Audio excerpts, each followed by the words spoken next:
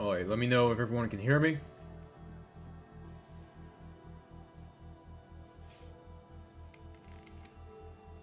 Let me know if everyone can hear me. Press 1 if you can hear me. Hopefully this works. Nope, not that.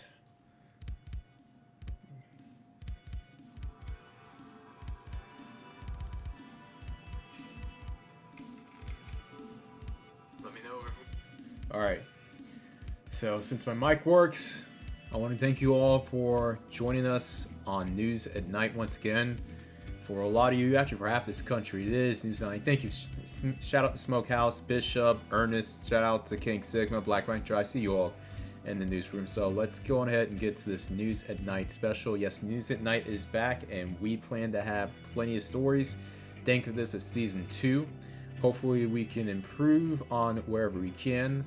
But first of all, a different time clock, because this thing for some reason loves to be glitchy. Nonetheless, I want to thank you all for joining us at News at Night. And in this episode, this special of News at Night is the rise of the multiracial Americans, as all of you can see. And for all of you guys who are joining us, I want to thank you all so much for dealing with us. And let's just go ahead and turn off the news right there. There you go. Turn off the story right there. And I want to thank you all, starters, for joining us on this special edition of News at Night, where we will go through the 2020 population census, particularly in regards of... First on the list, Ernest 86 with the $5 super chat. Thank you so much for showing support and love. And as all of you can see down there, all of the Cash App sponsors, I give credit where credit's due. So you will see those sponsors listed below throughout. Also, you can follow us on Twitter, or not Twitter, but Instagram, where I promise to do something more productive with that than what I have been doing. But let's get on to this 2020 census that we have as of right now. So let's go ahead and go up to the home page. Here we go. As you can see here, the improved race and ethnicity measure reveal U.S. population is much more multiracial. And yes, a lot of people will say, well, wait a second. Yeah, it's more multiracial, but what kind of combination of races are we talking about? Well, I'm glad you asked. We're going to look into that tonight. Which, here's the background of the explanation. And I have the links below for your own personal reading, because we aren't going to spend too much time reading on all of this. But I can tell you the summary of this states that the white population, while it is the largest race or ethnicity group in the United States, it has fallen. It has decreased by 8.6% since 2010. The multiracial population, however, has changed considerably. While in 2010, it was at 9 million. Now it is at 33.8 million, a 276% increase. Shout out to the multiracial population, in which this is what we're going to be talking about. Hey, I see everyone. Wow, a lot of people are coming up here. King Sigma, hold on. I'm surprised you are not a mod. Hold on, let me do that right there. Okay, King Sigma. There you go. Nagone in the house. Shout out to Nagone. You weren't talking about someone who's been SYSBM.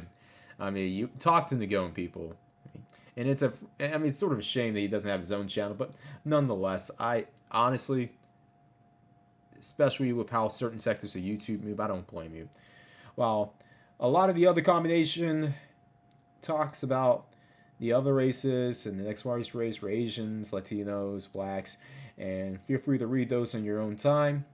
However, what we're going to talk about today are the numbers. So right here, as we can see here in 2010, here are the numbers for the race alone, the race in combination, or the race alone or in combination.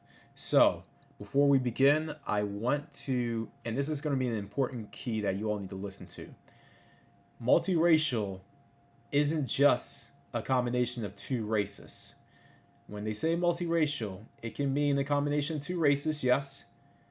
But the key pivotal word that you have to listen to here is that race in combination, that is considered part of the multiracial statistic. So when they say race in combination of, They usually mean in combination of the particular race listed. So the variable here, as you can see here, we'll just use this as an example.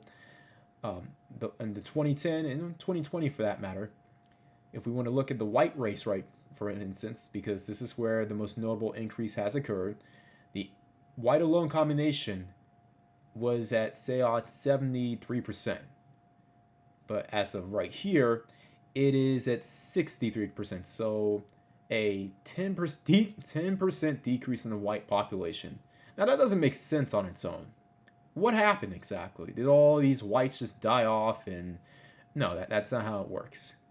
A lot of individuals, particularly half white individuals, are now realizing that they aren't as white as they may think, which, first of all, goes to show that being white in the 21st century isn't as important as it was in the 20th century.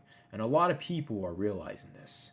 So, yes, while there has been a decrease in the white population due to deaths, mainly due to boomers and the World War II generation, there has been an increase in a multiracial or a white in combination of population throughout the past 10 decades. And a lot of this is, my opinion, and mostly fact, has been the reason why the white population itself has declined. Not because so many whites are dying. No, do not let the certain white manosphere guys lie to you and say, oh man, the West is dying, guys. No, it's just that a lot of these individuals are realizing that I'm not just white, which is cool. Same thing with the black population here.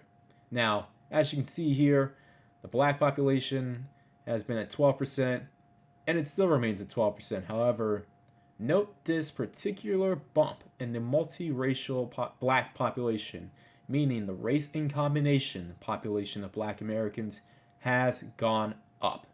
Now, it doesn't show the significance and increase as the white in combination population. Yes, we'll agree with you there, and we'll go down to the numbers later on this show. But nonetheless, there is an increase in biracial Americans, something that a lot of this country has, well, honestly, yet to really admit, or has yet to admit to until recently with the onslaught of ads that we've been seeing, mostly for black females and white male commercials, which there's nothing wrong with that. We're not against that. I'm not going to be one of these individuals who are going to be like, man, they're showing all these black female, white male commercials. Why are they doing that?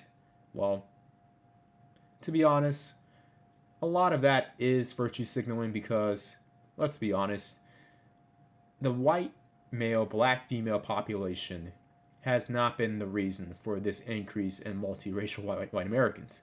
As you can see here, if you really want to look, a lot of the white in combination of, and it explains it within this page, the white in combination of has been driven through the white and Hispanic or white and Asian interracial marriages. Same thing with this instance, in which a lot of black or multiracial black Americans, or black in combination of, have been driven through white or Latina. And why I say white or Latina is because a lot of that combination, or a lot of that number increase, even though it looks small here, has been due to black men and non-black women, mainly white women, Latina women, and Asian women in that order. Now, we can look at the two or more races alone, which account for basically almost all of these in combination of population. So if you would average that out, it has increased from, say, 2% to just 10%. So 10% of our country is officially multiracial. Now, that here are the percentage changes. Now, some other race, well, I won't go too much into that detail, but as you can see here, the in combination of population has increased by 300% when it comes to white Americans. But here is the more encouraging statistic for us SYSBM guys, that the black in combination of race population has almost doubled within the past decade. So as you can see here, if you look through the numbers here, yes, the white population as a white race within itself, that has gone down just quite a bit. So, okay, you may see some of those, may see some of that due to white older whites dying, all right, and that's one thing. That's their thing. But the black population has barely increased, whereas the black in combination of population has gone up by almost double. Now, as you can see here, the other races, they're having their modest increases as well, particularly on the single race part. Now, the multiracial part, as you can see here, the Asian, the American Indian, Native Hawaiian, all of those races, they've gone up significantly as well. However, this is the thing that stands out the most. Besides this population, the black and, for that matter, the white race in combination of have been the main individuals that have been going up, whereas the solely white or solely black populations have barely made a mark. Now, as you can see here, here's the white population summary, the black population summary, and I guess we'll just read those. The white population overall, 235.4 million people reported white or alone or in combination of another group. Whereas, here we go. Let me see. The white population alone accounted for 204.3 million and 61.6% of all people living in the United States, compared to 223.6 million and 72.4% in 2010. Within the black race, the black or African American in combination, the population grew by 88.7% since 2010. However, you have to read between the lines. The black race did not grow by no 88.7% since 2010. No, unfortunately. In 2020, the black or African American population alone, 41.1 million, accounted for 12.4, compared with 38.9 and 12.6 in 2010. So it only went from 12.4 to 12.6. However,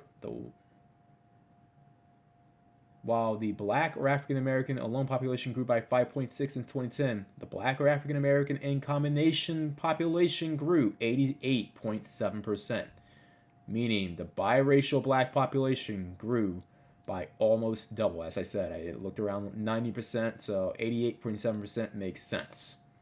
And we have to remember that this group, this census, while accurate, does not capture the difference between ADOS, or as they call themselves, ADOS or foundational black Americans and their growth rate versus non-foundational black Americans, meaning Caribbean and sub-Saharan black populations. So we can see where the growth really comes from if we wanted to get into it, but nonetheless, as far as that's concerned, if we are looking to see where, hold on, I'm getting some tech. All right, never mind. If we are really wanting to look to see where the growth in the black population is between the foundational blacks and non-foundational blacks, that will be very interesting within its own experiment or in its own analysis. Now, as you can see here, the Asian population grew, as well as the other crop populations. Now, the multiracial population, here's the interesting story that a lot of you are here today for. And I want to thank all of you who have joined me today. Let me see how many people are in the building right now. 20 people watching. Doesn't matter. Hey, look, the reason why we only have 20 people is because we don't have drama on. We don't do drama, and we don't spend our time bashing other groups of women. This is not what this channel is for. We are here to focus on the future. We are here to focus on the reality, and we are here to focus on better options. And focusing on better options does not consist of dwelling on the so-called lesser options. Whatever you want to define the better options or lesser options are, that is up to you. But nonetheless, as far as the result of it, one of the results that we will see from exploring better options for most of us will probably consist of having multiracial offspring. And that goes for the men as well as the women, which in this case, the multiracial population in 2020, the percentage of people who reported multiple races changed more than all of the race of lone groups, increasing from 2.9% of the population, 9 million people in 2010, to 10.2%, 33.8 million in 2020. Now, with that being said, yeah, a lot of people are speaking truths. And, the fake beefs will get 100 views. Yeah, I mean, I'm not doing fake few beefs, all right? We don't do GMO beefs. This is all statistics. We don't even do fake stats. We don't do the fake stats where it's like, yeah, well, we can talk about all the fake stats all day, but we're talking about real verified stats. And a lot of people, particularly the pro-vax and the alt-righters, want to say that the census doesn't mean anything. The census is nothing. The census is, oh man, I didn't fill out the census, so it doesn't count. Well, you know what? That only hurts you, buddy. But nonetheless, you know who the census doesn't hurt? The multiracial population. The multiracial population, which it seems like for the first time, a lot of individuals are finally coming out of that closet. No, not the SJW pom-pom closet, not that one. I'm talking about the multiracial closet. And that multiracial closet consists of this. The largest multiracial combinations in 2020 were white and some other race at 19.3 million. White and American Indian or Alaskan Native 4.4 million, and white and black 3.3 million. White and Asian 2.7 million, or black and some other race 1 million. So, what this means is this. White and some other race at 19.3 million. I would surmise that the 19.3 million, the majority of those, since this racial statistic doesn't really count Hispanics as their own group, they count Hispanics as like white Hispanics, black Hispanics, etc.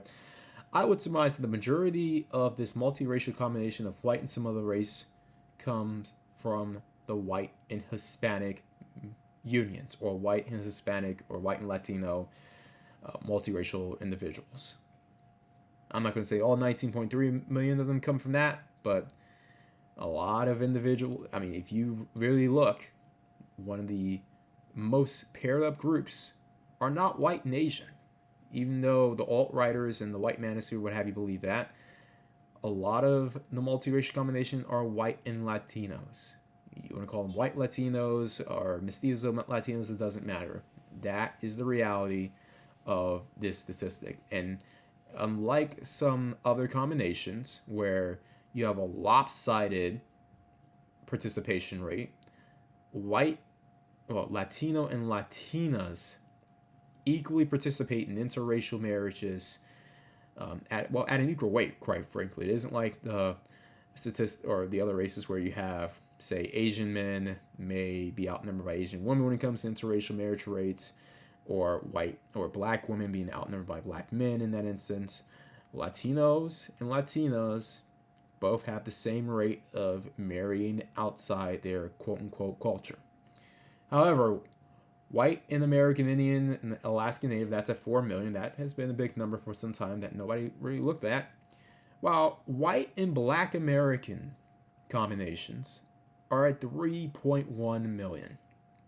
Now, we have 40-ish million black Americans, but 3.1 million of them are biracial.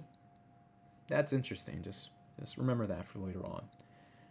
However, that white and black population is actually supersedes the white and Asian population, just barely, but nonetheless it does. However, you can say the reason why that's so is because you don't have as many Asians here as you do blacks, which, okay, that's a fair statistic, but nonetheless, it should be noted that given the fact that a lot of individuals want to push that whites and Asians are getting together or mainly white men and Asian women are getting together like crazy, and they're going to take over the world, and it's going to be the new wave, and oh my goodness, that they're our allies. The West is going to be rebuilt with white men and Asian women. Well, they're at 2.7 million right now, so tell me how that's going to work out. The other interesting statistic is black or black and some other race, which consists of 1 million. So if you want to combine the black and white population with the black and other race population, which a lot of these would consist of black and Hispanic, you have a multiracial black population of 4.1 million people. Now, with that being said, between 2010 and 2020, the white and some other race population added 17.6 million people to the multiracial population, a change over 1,000%. Going back to what we showed earlier in regards to that big bump of the multiracial or white in combination of population. The white and American Indian and Alaskan Native population also increased by 177%. All right. And they've always been living together, so that's no surprise there. The white and black population increased throughout this decade alone by 1.2 million people, or a 67.4% change.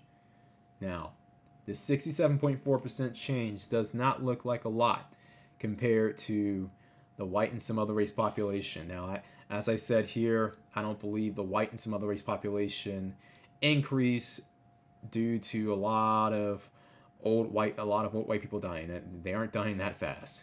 And I don't believe that whites and other races just got together throughout the past decade. I mean, that has not been happening, not this fast. I mean, yes, there has been an increase, but not this fast an increase. I think a lot of that is just due to people who consider themselves white in the 2010 census prior are now considering themselves white and something else, showing how white advantage is dying to the dismay of the pro-wax and the alt-righters. So I think that's just more of a correction on individuals who are basically around our age or older or slightly younger. Now, the 67.4% change, however, I think it's a bit more authentic that you have a 67.4% increase in biracial Americans being born. And we'll go down by the numbers by the states for the next few minutes. However, the white and Asian population increased by 1.1 million, or 65.8% change. So the narrative goes that, oh my goodness, oh, the white men, we're getting all the Asian women, but the white women aren't getting the black men. Well, the reason why I say that is because that's the popular coupling when it comes to the white and black population interracial couples and white and Asian interracial couples. A lot of people see it as more of an arms race between white men and white women and black men versus white men and Asian women. Which, I mean, if some people want to look at it like that, that's fair enough. But with that being said, in this instance and in this decade, white and black multiracial populations have the edge over white and Asian ones. Which I'm not trying to make this a contest. I'm not trying to make this a competition. Everyone who is having kids in legitimate marriages or even legitimate couples who actually love or like each other, at least, shout out to all of you, regardless of what combination you're in. And that even goes to the white men and black women as well. I know some people have a narrative to think that we don't like white men and black females getting together. Well, even if some people didn't, there isn't a lot that black men in the United States can do about it. And as far as people like myself, it would be hypocritical for me to shout down and to say things against black women and white men who are together. Now, here's the other interesting thing. The black or African American and some other race population increased by 722,000 people, which is a 230% change. Now, this is interesting. Could this 230% change? Well, as I stated before, I think a lot of it comes from black and Latina or black and Latino couples. Black female, Latino male couples. As a matter of fact, I know one, and trust me, they're a pretty interesting couple to say the least. And from the looks of it, they aren't going anywhere anytime soon. But no, and their kids, all of them are well-functioning kids. They have no tragic mulatto symptoms or anything like that. But nonetheless, the black and other race population, in my opinion, consists of, in this order, Latinas or Latinos, Asians, and then other races such as Middle Easterns, Pacific Islanders, etc.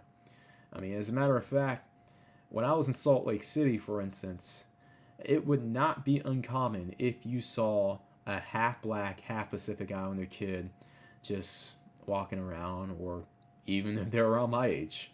So that wasn't a surprise at all, because a lot of cultures, believe it or not, tend to gel well with Black Americans for whatever reason. I mean, you have the Latino connection, the Latino struggle, the similar struggle that a lot of people want to sometimes overlook and say, "Oh, why are you talking about Black Brown Alliance?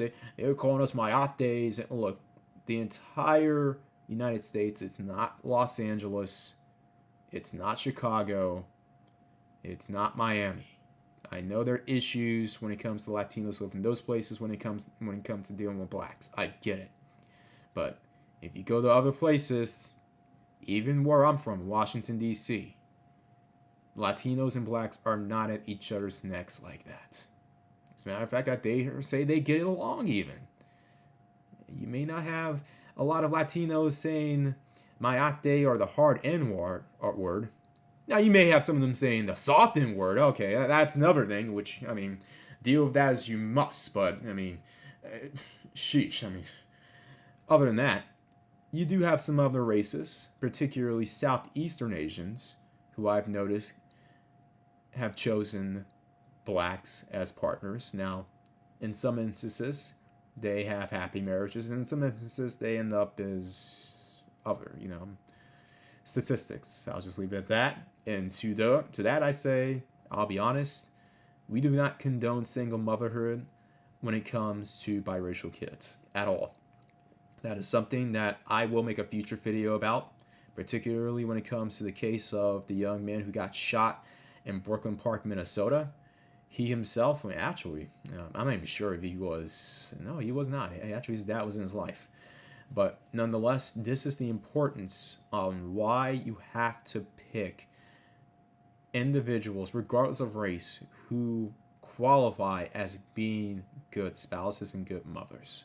You don't want to end up in a scenario where your biracial kid ends up being seen as a statistic, and where the opposition says, well, if you go black, become a single mother. I mean, if you're going to do that, you might as well stay in the community, for starters.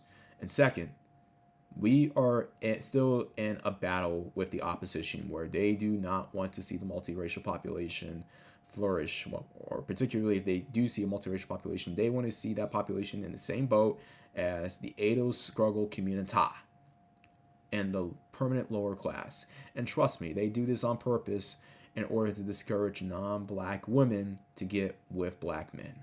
But enough of that. As you can see here, Hispanic and Latino origin. Let's see if we can find some statistics on Hispanic and white. Okay, so Hispanic and white. Okay, so Hispanic and black. Let me see. Okay, so as you can see here, here is the Hispanic black population. Okay, so they don't really go about the Hispanic black population too much, but we know it's there. We definitely know it's there. All right, so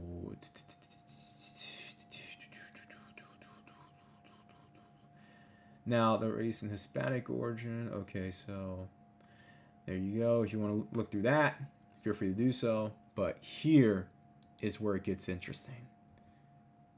Now, I am one who loves maths. I am one who loves charts. I am one who loves graphs.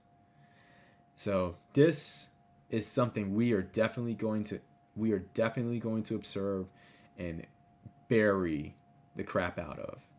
But let's see what you guys are talking about in the comment section. Shout out to all of those who are here. Shout out to Ernest Ada86 once again with the $5 super chat. I see the Going in the building. I see King Sigma in the building. Let me know if you guys want to speak on this. I'll probably put down the link for the Zoom chat so we can all discuss this and have our own little round table or think tank when it comes to the statistics that we're about to talk about, that we already talked about and that we are definitely about to talk about right now. So let's just see. A lot of other multiracial populations do the Hispanics identify as multiracial and other. A significant increase in the black men going IR though. Yeah, true that. Shout out to Afro Cubano Americana. Shout out to you. You've always been a supporter as well. Let me see. Yeah, so they've been showing a lot of interracial commercials. True that. But notice what kind of pairings they've been showing. Hell, you know what? Forget the fact that they're showing black female, white male commercials every other second. Where are the white male, Asian female interracial commercials? If they are the so-called the number one leading race of or interracial couple, why aren't you even showing those? I mean, I'm in the Bay Area in California. You barely see any white male, Asian female interracial commercial ads. I mean, you would think that's all you would see because, in a way, that's all you see in real life. The Census 2020 was an eye-opener. Indeed it is. And I have the links in the comments, in the description for all of you to analyze later on. Blacks folks on hold. Exactly. They distrust Jerry. Exactly. I see plenty of Latina women and dating white and black men. Exactly. And you know what? We got to commend Latina women. Not just because they're checking brothers out, but out of all the groups of women who tend to be the least bigoted when it comes to dating out, it's not white women, despite the fact that you got some SYSBM guys who are on this white snow bunny maxing. It's snow bunny maximalist. It's like snow bunny or bust. Shout Soul TV84. But it's not white women who are the most open-minded. It's not Asian women, at least not in the United States, who are the most open-minded. Let's be honest, a lot of them who come here are, let's just say they're easily corrupted by the American mindset, and they tend to go white. Let's just say that. So it's definitely not Asian women in the United States, particularly not East Asian women. Now, Southeastern... Oh, wait. What's this? $5 super... Another $5 super chat. Shout out to Ousama Joins with a $5 super chat. Salute Clutch. You've been out of for men. The undocumented Latin population is growing out of control. Schools have over 50 kids per class. Oh, man. Hey, look. Well, all right. Yeah, look, I've been out of that place for a bit, and I have no desire to go back to that place. Not unless it's on some regime change, gentrification kind of plan where... Yeah, I'm not going to go into details about that. But, I mean, you want to talk about world domination? Yeah. Anyway, but Latina women. You don't have... Yeah, you'll have Latina women who only go after white men. But I have ran into just as many Latina women who would check out brothers as well. And not just the Pookie and Rary type, even though you have some gals who are like that as well. So there is that. They are winning. They can get whatever they can. And they still choose BMs. Exactly. And they still choose BMs. That says a lot about our reputation. So let's just go to the comments right there. Shout out to Derometer. Thank you. I mean, I thank you for that, but I thank you for the comment, Derometer. But I do not consider me part of that sector, YouTube, please. I mean, with all the drama and the other stuff that has gone on there. Let's just say that I am not a part of that sector. I mean, to be honest, look, shout out to 27 people watching, but if I was a part of that sphere, I would have way more than 28 people in here right now. There's a go along, get along gang, and there's a way to operate within the space that gets you hundreds of views, where if you don't follow that script, you don't get the views, you don't get the super chats, you don't get the cash apps. Look, as far as I'm concerned, I don't care either way. I am here for this mission. This is the stuff that I'm passionate about. And if it seems dry and boring, that's fine by me. But we're going to be the ones, you're going to be the ones, you who's listening, who is going to benefit from this multiracial revolution. Exactly. They are getting what the WM beta males that would fail to mate in the W mating pool. Nothing to worry. Yeah, you know what? And that's a good point that you make, King Simba. A lot of these guys who are getting with certain women, a lot of these guys, and not all of them, but a lot of these guys who are choosing that option, I mean, you can't blame them too much, because what would they do otherwise? What would they really do? I mean, we have enough pow wheels in the United States of America that, we don't need any more of that. So if it's the last exit before rage quitting, I'd rather them do that and then just troll on the internet talking about BBC all day, even though I'm not going to go there. Yeah, so I'm just looking at the comments right here. Yeah, you know what? The Euro WWs look a lot better, and they're a lot better when it comes to being, ironically, allies. Let me tell you this: this time last year, everyone was, well, not, yeah, well, this time minus a few months, a lot of them were chanting BLM, right? A lot of these American WWs were chanting BLM, BLM, yeah, yeah, yeah. Well, how's that worked out for us, huh? How's that worked out? Well, are they choosing up BMs like that? In America, at least? I'm not seeing it. Not that much.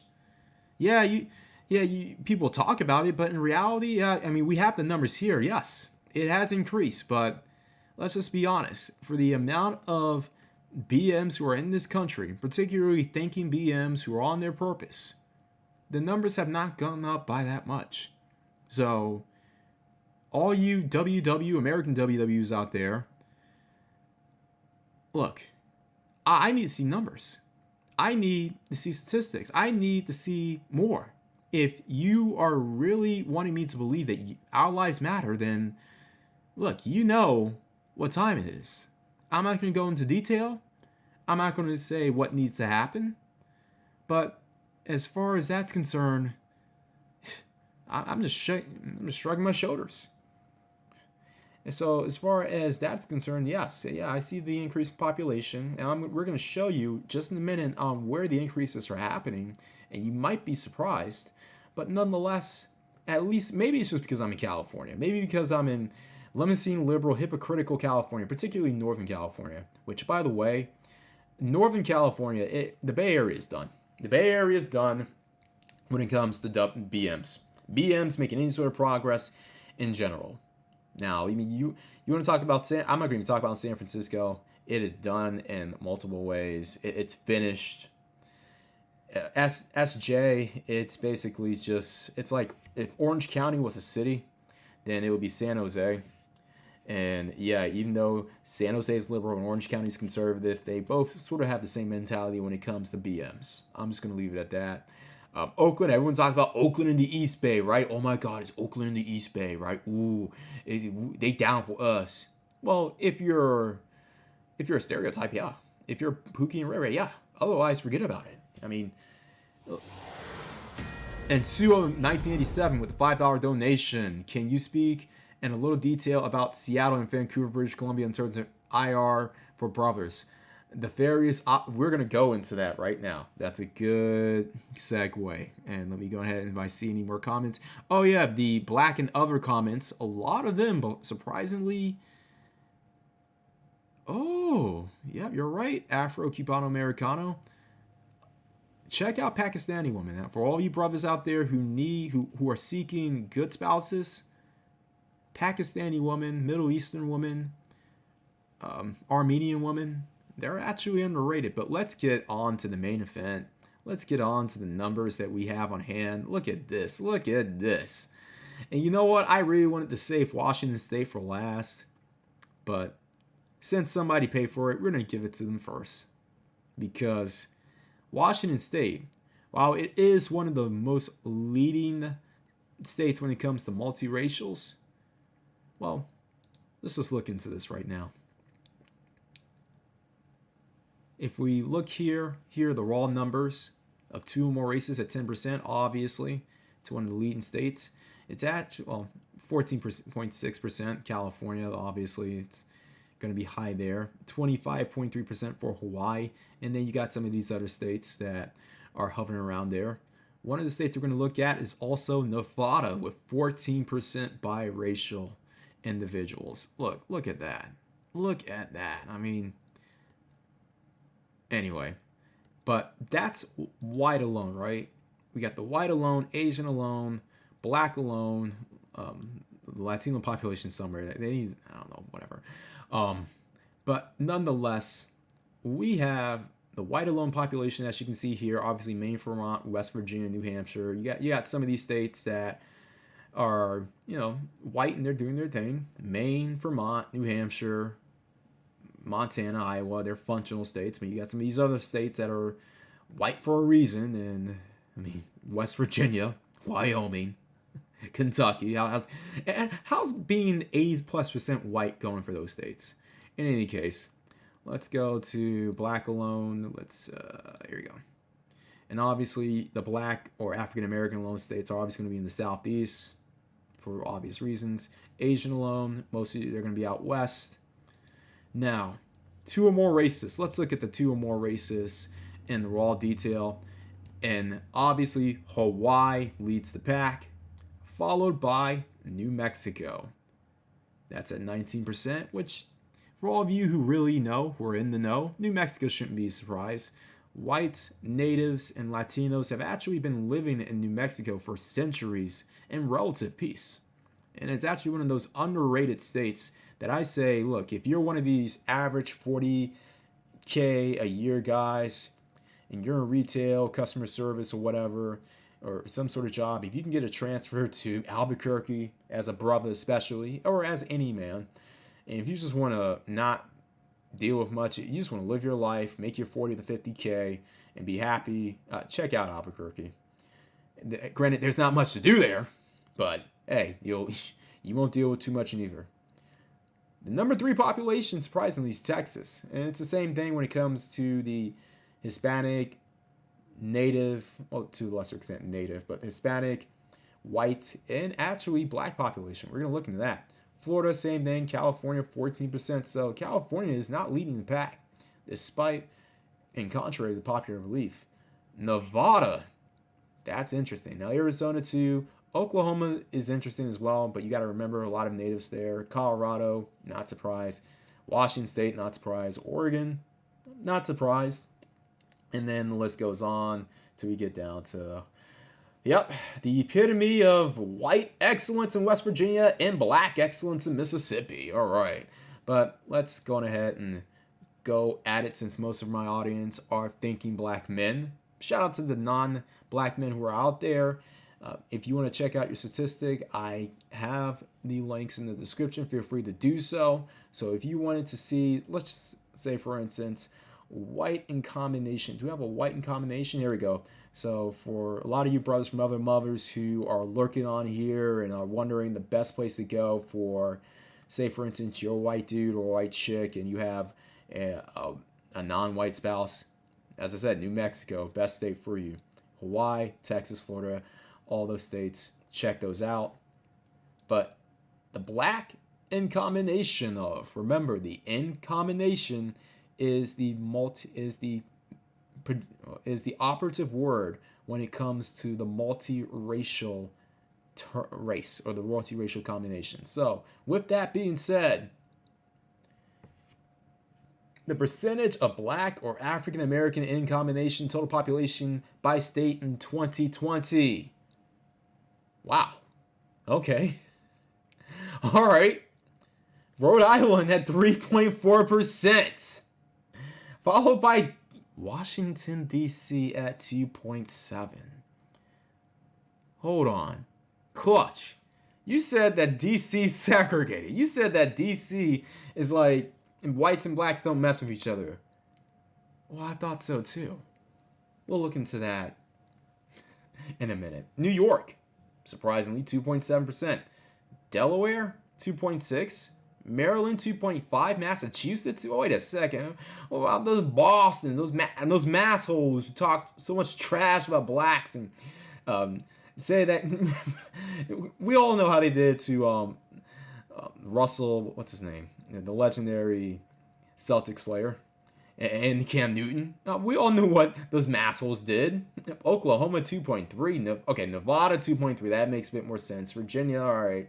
Connecticut, all right. So anyway, let's look into the numbers. Now, I know the numbers are small here, and I know they look pathetic, but remember, you have to factor in that this is the population of the entire state.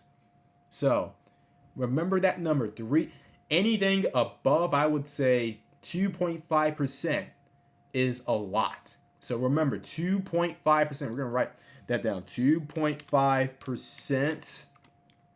Anything above that 2.5% number is the threshold, the unofficial threshold that we're going to measure to see what places are progressive and what are super progressive versus what places might be somewhat progressive. So anything above, say, I'd say 2%. So we're looking at 2.0 to 2.5%. Anything above that or anything around that is good. So with that being said, let's go to our man's request of Washington State, and we should do this by going here to the county. So going to Washington State. So right now, Washington State stands at 1.8% multiracial or multiracial blacks. Now, as you can see here, obviously, black or African American in combination of is going to be low out in these parts of Washington State, obviously. But as far as that's concerned, what we care for all of you who are in the know, for all of you who are pro SYSBM, is the Seattle area. And let's look at the Seattle area. Now, 1.9% of that is black or African American in combination of. So, with that being said, how can we read this? Now, 9.5% of the multiracial population. Let's just do this if we're going to. Let's just see if the statistics are consistent. So, okay, good. So, all right. So, in combination of. So it doesn't matter if you have white in combination, Asian in combination, or black in combination. These are all part of the multiracial statistic analysis. So with that being said, let's do the black in combination of, because what we're going to have here is the black in combination, white in combination, or Asian in combination. So as you can see here, King County, Washington, where Seattle is, the multiracial population is driven by the half-white population, or white in combination of, which is 216,000, or 9.5%, which is impressive for any city whatsoever, regardless of the combination. Now, Asian in combination, 3.6. Black in combination is 1.9%. Now, you got to remember, why do you have a low number of black in combination of?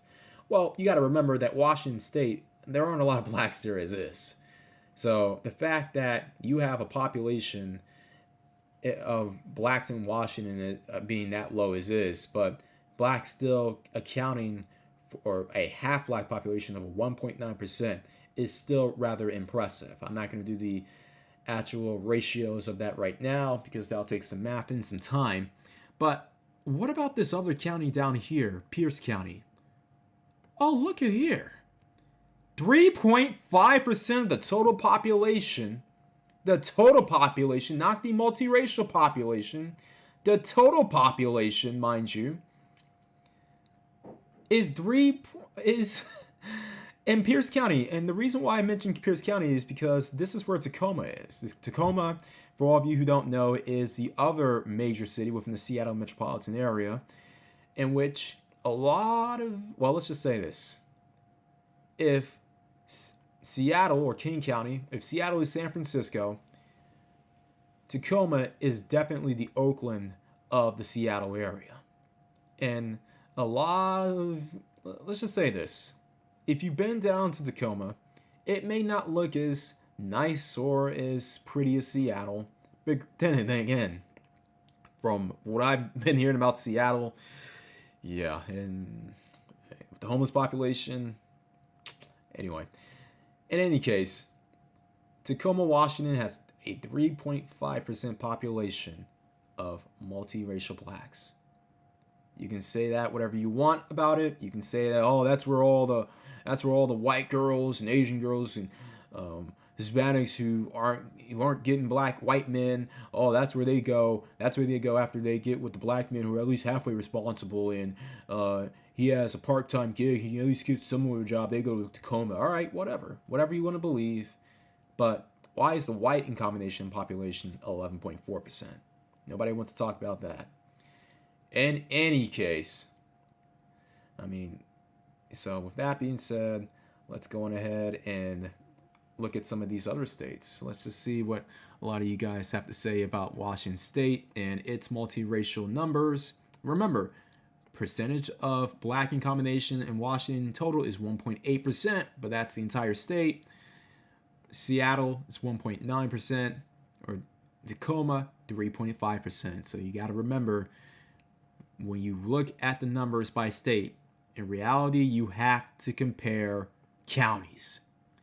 Now, let's just see what you guys have to say about that. That 2.0%. Seattle does fall slightly short of that 2.0%, so we may have to adjust it 1.5 to 2.5. So, and I'm not trying to backpedal here in order to make Seattle look better than what it is, but nonetheless, 1.5% to 2.5%. There aren't a lot of us in Seattle, so nonetheless, what you're going to do about it. So let's see what all you guys got to say about.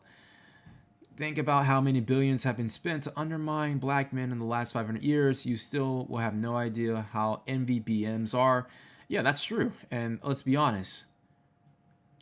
It's not billions. It's trillions. Trillions of dollars have been spent and actually have been, how should I say this, forfeited by particularly the United States in order to undermine black men. Whereas if they would have just leave black men alone, or better yet, help black men like they did other men, the United States of America would damn near be the United States of Earth.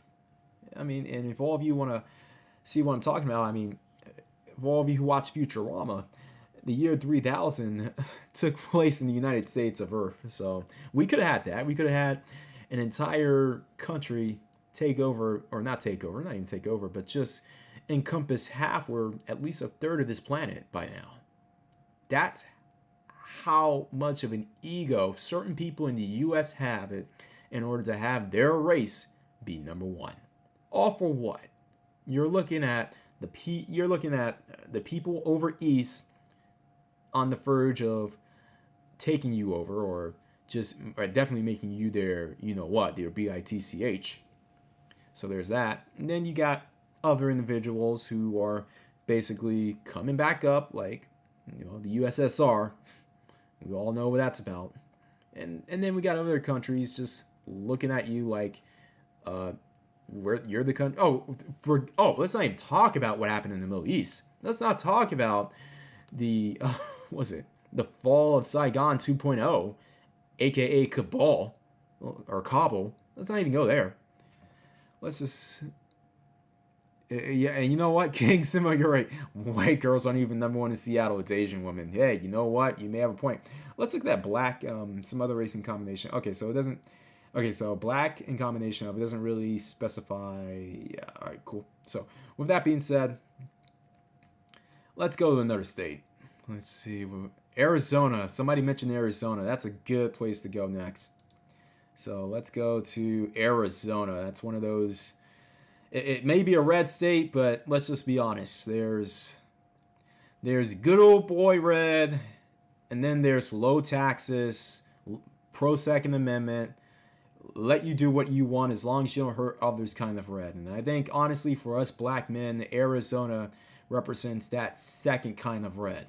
Now, for Hispanics, it might be a bit different, which in that case, I invite our Latino and Latina brothers and sisters to go out east, or even go down south, because they don't have it in for you like they do for us down out there. Or even in some of the flyover states like Missouri or Michigan.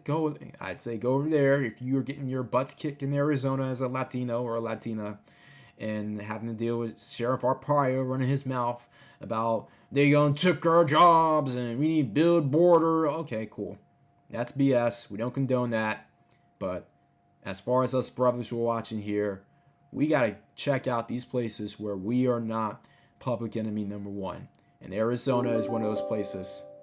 So, with that being said, let's go here to Maricopa County, Arizona, where it's just where Phoenix is. So, black or African American combination of 74,000 people or 1.7%. Now, that is impressive.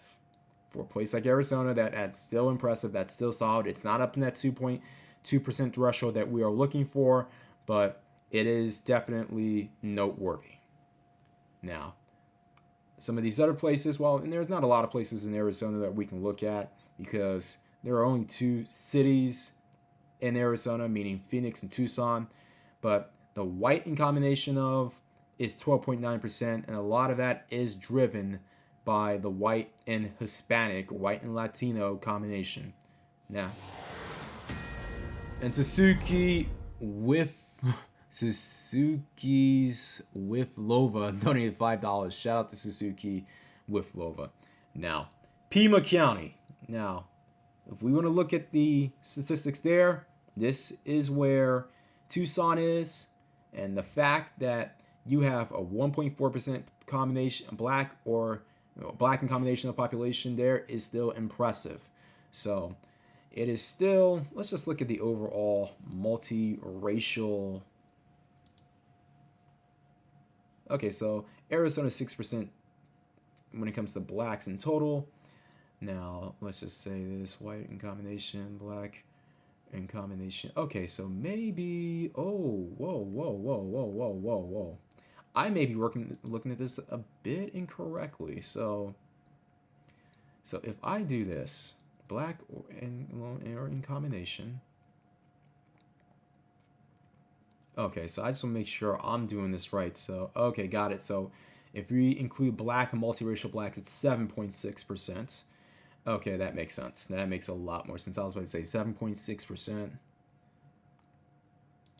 I just want to see something right quick before we go back to our regularly scheduled program.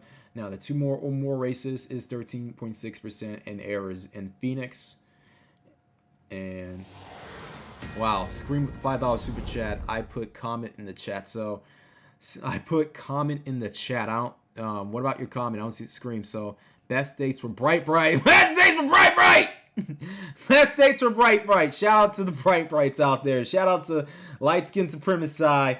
Shout out to the multiracial population. This is for us. This is for guys who may have multiracial individuals or multiracial grandkids. We all know what time it is. But let's go back to that in combination of population I was talking about. And here are the statistics for Arizona. So let's go to another state. Since we are in the West, let's go to California. And before we do that, Club Fortune with the $5 super chat. Salute X, finally made a stream. Keep up the great work. Hey, I will. Let me know if I'm meandering or if I'm stalling. Let me know in the comment section if I'm screwing up. All constructive criticisms are welcome here. We are not that sector of YouTube where it's like you gotta do as I say, or you gotta pretend that my stuff doesn't stink. But look here, in California, the multiracial black population in California is 1.5%. Okay, not bad. But let's look at some of the places where people say it's great, and let's look at some of the places that are actually great.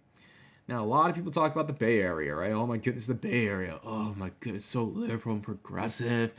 And we drank kombuchas and chai lattes. I actually like kombucha, but with that being said, San Francisco, 1.5% multiracial blacks. Okay, not bad. But if you want to look at the overall population of blacks in San Francisco, it's 5.3%, which is a far cry from where it once was.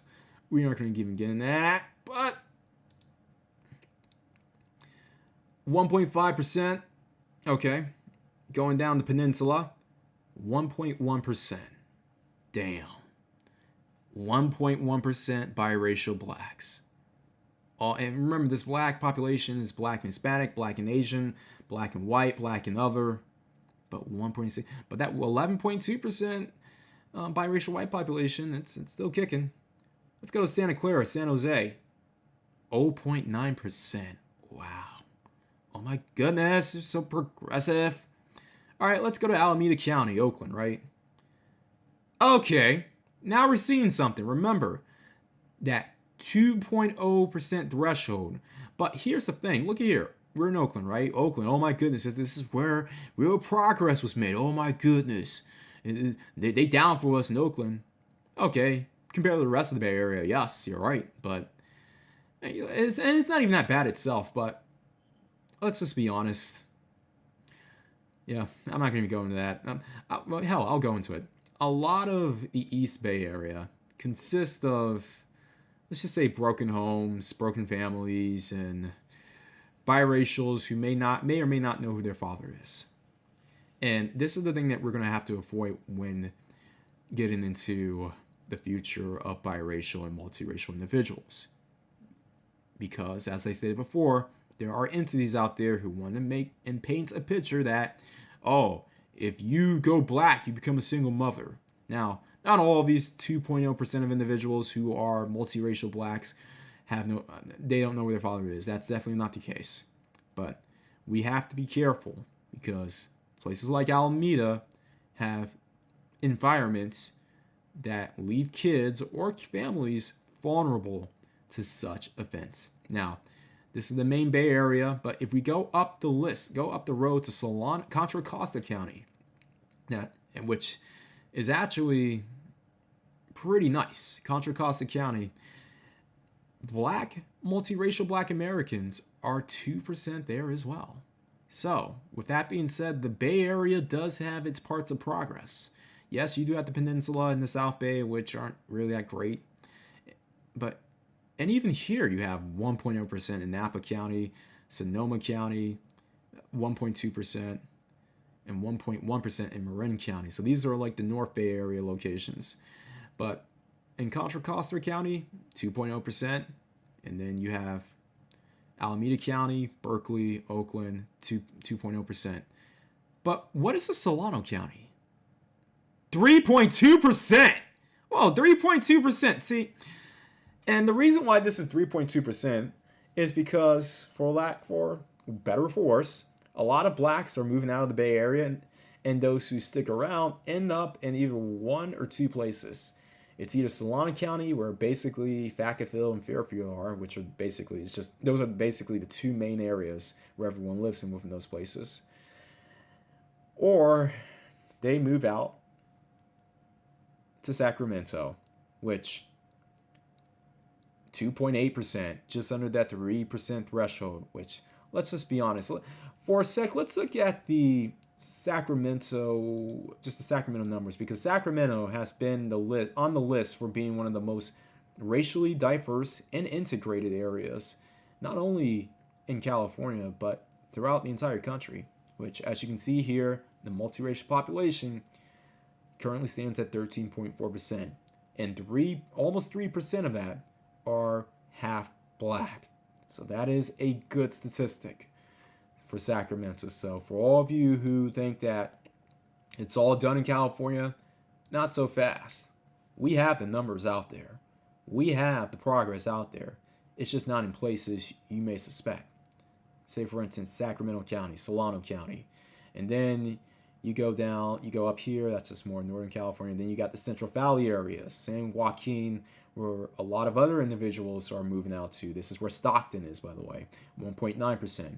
You have Stellantis, and then Merced, and then you got a couple of these other locations where, let's just go at it. Well, while we're at it, let's go to Los Angeles. 1.5%. So just under that 2% threshold that we're looking for. Ventura, 1.1, and then you have some of these other areas where 1.8%, 1.7%. Orange County, come on, Orange County, really? Orange County, you freaking kidding me? Now let's look at San Diego, 1.7%, which is not bad, and is actually one of the better locations.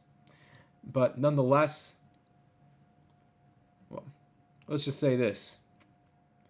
No place is perfect, but there are places that are making more progress than others. So shout out to Sacramento especially, and still even shout out to San Diego County, because words, numbers, and statistics are one thing, but when you go to certain places, say for instance like San Diego or like Phoenix, they may not have the highest quote-unquote multiracial numbers, but that doesn't speak for the experience that you will receive, particularly as a thinking BM.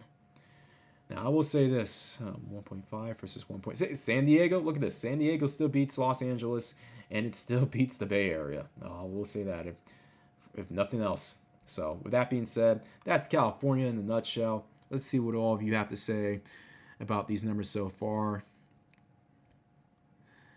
Yeah, so with that being said, let's go on ahead and go to some other states. And we're not going to go through all these 50 states, by the way. I mean, you guys are super chatting, but I know a lot of you guys are busy right now. And you need to enlarge my screen. Thank you so much, King Sibling. All right, so let me do this. Let me know if this is large enough. All right, so let me know if this is large enough. So with that being said, yeah, this is probably as large as I can really get it. Let me just click on that. Okay, cool.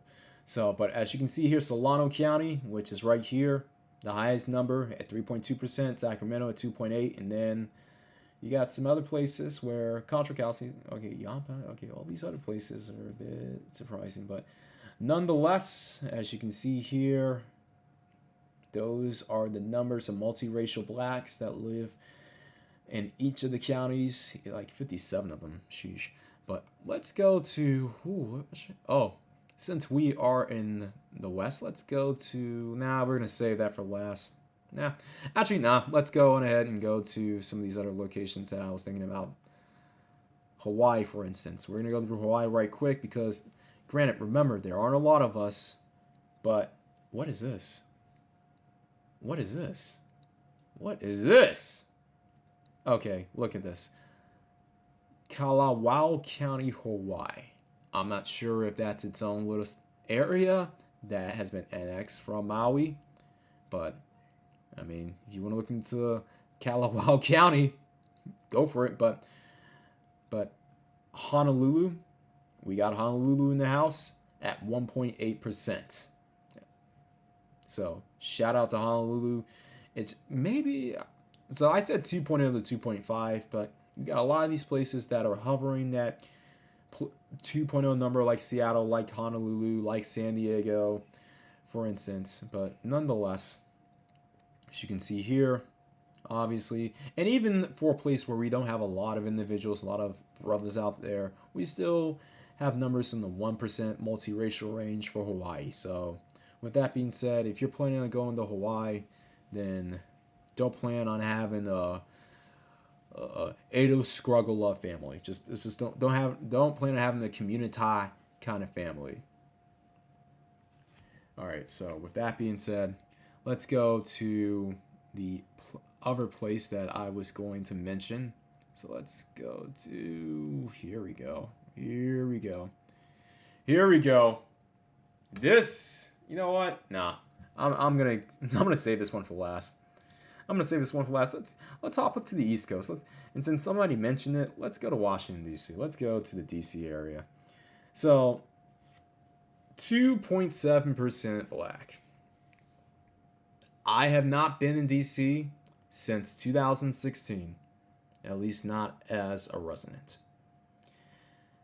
I am not aware of what has been going on in regards to progress, but I can tell you this. Washington, D.C.'s history in regards to race relations has not been good. It is, or at least it was, an historically segregated city. And the whites who moved to places like D.C. did not care for the blacks. However, this 2.7% black population, that could be because you know what? I'm not going to say that a lot of whites and blacks got together over this past decade. It's going to be, I credit this 2.7% statistic on the same theory that I credit a lot of multiracial whites finally coming out of that biracial closet. A lot of half-black individuals who classified themselves as black in prior censuses said that enough was enough. I'm not getting any advantage of being biracial, especially if I'm a guy. And they did some due diligence, and they said, you know what? Yeah, I got a bit of white in my family. I got a bit of Irish. I got a bit of English. I got a bit of Native American in my family. And they said that, you know what? Yeah, I'm multiracial. Even though people treat me as black, I'm mixed. And there's nothing that the community nor the dominant society can do about it. So, with that being said, that is the reason why I say DC has 2.7% multiracial blacks in its state. But let's go up the road, right? Let's get, since I wish I can just click the map, but nonetheless, let's go up the road since I have familiarity with this next state, which isn't that much better when it comes to race relations, Maryland. Now, interestingly enough, okay, look at this. A lot of Maryland counties, and trust me, I'm not a fan of the state for a couple of reasons, but you got quite a bit of counties here who have multiracial blacks. Wow. So let's go on here. What is Washington County? Where, not Frederick, but what's that? Hagerstown, Maryland. There you go. 2.9% black, multiracial blacks. 2.9%. Wow, and actually, yeah, that's actually pretty impressive. But let's go to Baltimore, 2.6%. And then you got some other places here where, well, actually the largest one here is 4.4% in Charles County. And what's so special about Charles County, right? So being from the district, being from the DMV, Charles County has actually seen a phenomenon where a lot of blacks with money fled certain other places because wherever blacks go, the baby's kids have to follow, right? Which was the case in Prince George's County, as you can see here. So a lot of people with money and jobs fled down to Charles County, and in an event that's called black flight.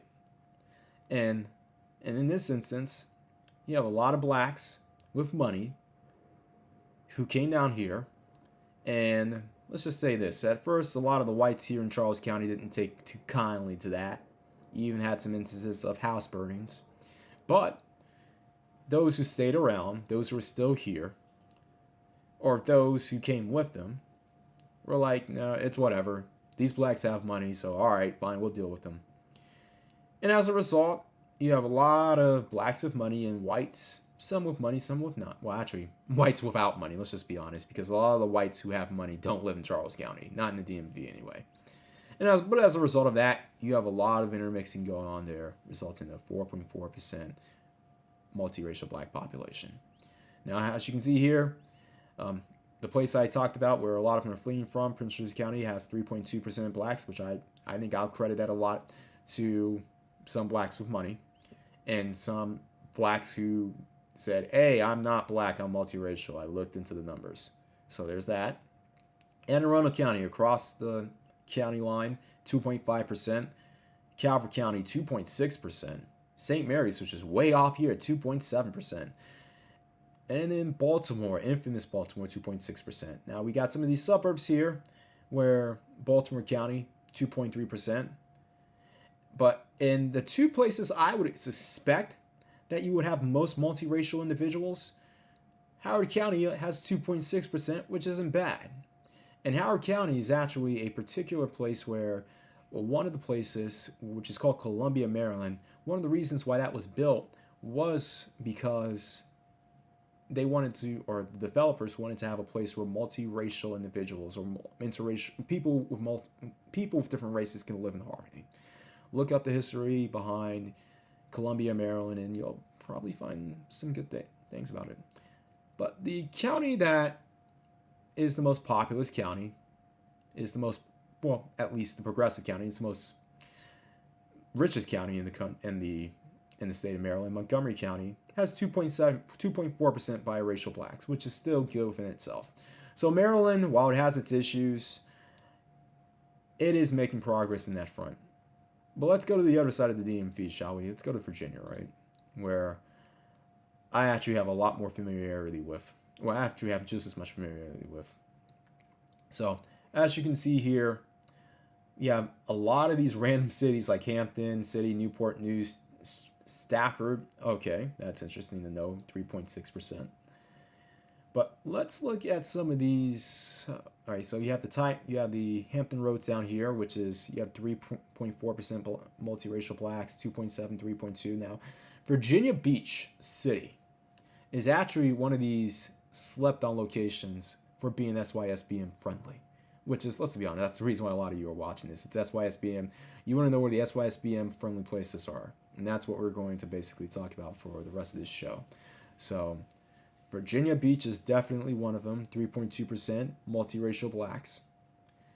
And then you have Chesapeake City, where I think is that Norfolk. Oh, that's Norfolk. Norfolk City is 3.4. Okay, so 3.4, 3.2.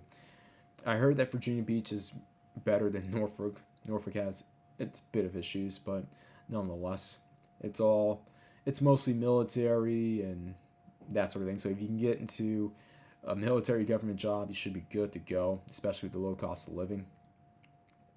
But Henrico is where Richmond is, and we can find that. Okay, well, Richmond City has 2.5%. Okay, Henrico, okay, that's just outside Richmond, 2.1%. And then we Chesterfield. And then we got the mountains. We aren't even talk about the mountains in that area. Yeah, and it's for a good reason. But let's go back to the DMV, particularly Northern Virginia, where I'm from. Arlington County, 1.7% black. You got to remember, however, that Arlington County doesn't have a lot of black people as is. But going down here, Alexandria, where you have more black people, you have more of a half black population, 2.2%. Once again, that 2% threshold, Alexandria crosses it. Let's look at Fairfax County, one of the richest counties in the country, actually, where I spend a lot of time in, which you have 1.7%, 19,000 multiracial blacks, which is still impressive. Loudoun County, 1.8%. However, Prince William County, 3.0% multiracial. 3.0%. Now, what's the story behind Prince William County? For that matter, Stafford County. Oh, 3.6%. Oh, ho, ho, look at this. Now, yes, these places are a bit of a commute from Washington, D.C., but these are amongst the most multiracial friendly, along with, I would say, Howard County, Montgomery County, and even Fairfax County. These are some of the most multiracial friendly areas you can find in the DMV. Now, the DC area is a region of two stories. You have the segregated part, which is DC itself and the inner suburbs, and then you have the integrated outer suburbs, such as Prince William, such as Stafford, such as, well, if you want to count it as part of the DC area, Howard County, such as Charles County even, and such as Montgomery and Fairfax.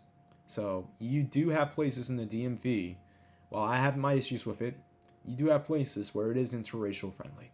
Now, somebody mentioned one of the other states where it is made, where strides have been made throughout the past, I'd say 2 decades. The Lone Star State of Texas. All right, here we go. Now, let's see what you're saying. What you guys are saying about the DMV? Excuse me. All right, so let's just see. Things have changed in the DMV since 2000. I haven't been in the DMV since 2016, living-wise. I've visited, but as far as my observations as a visitor, as a tourist, it hasn't changed that much since 2017. I'll be honest, I have not been there at all since 2018.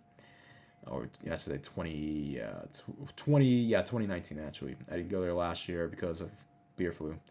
And I'm planning on probably not going to go there actually maybe for quite a bit. Yeah. Let me see. Once you get to the outer... Yeah, exactly. Once you get to the outer suburbs of D.C., a lot of snow bunnies are choosing brothers. That's the key. That's the key.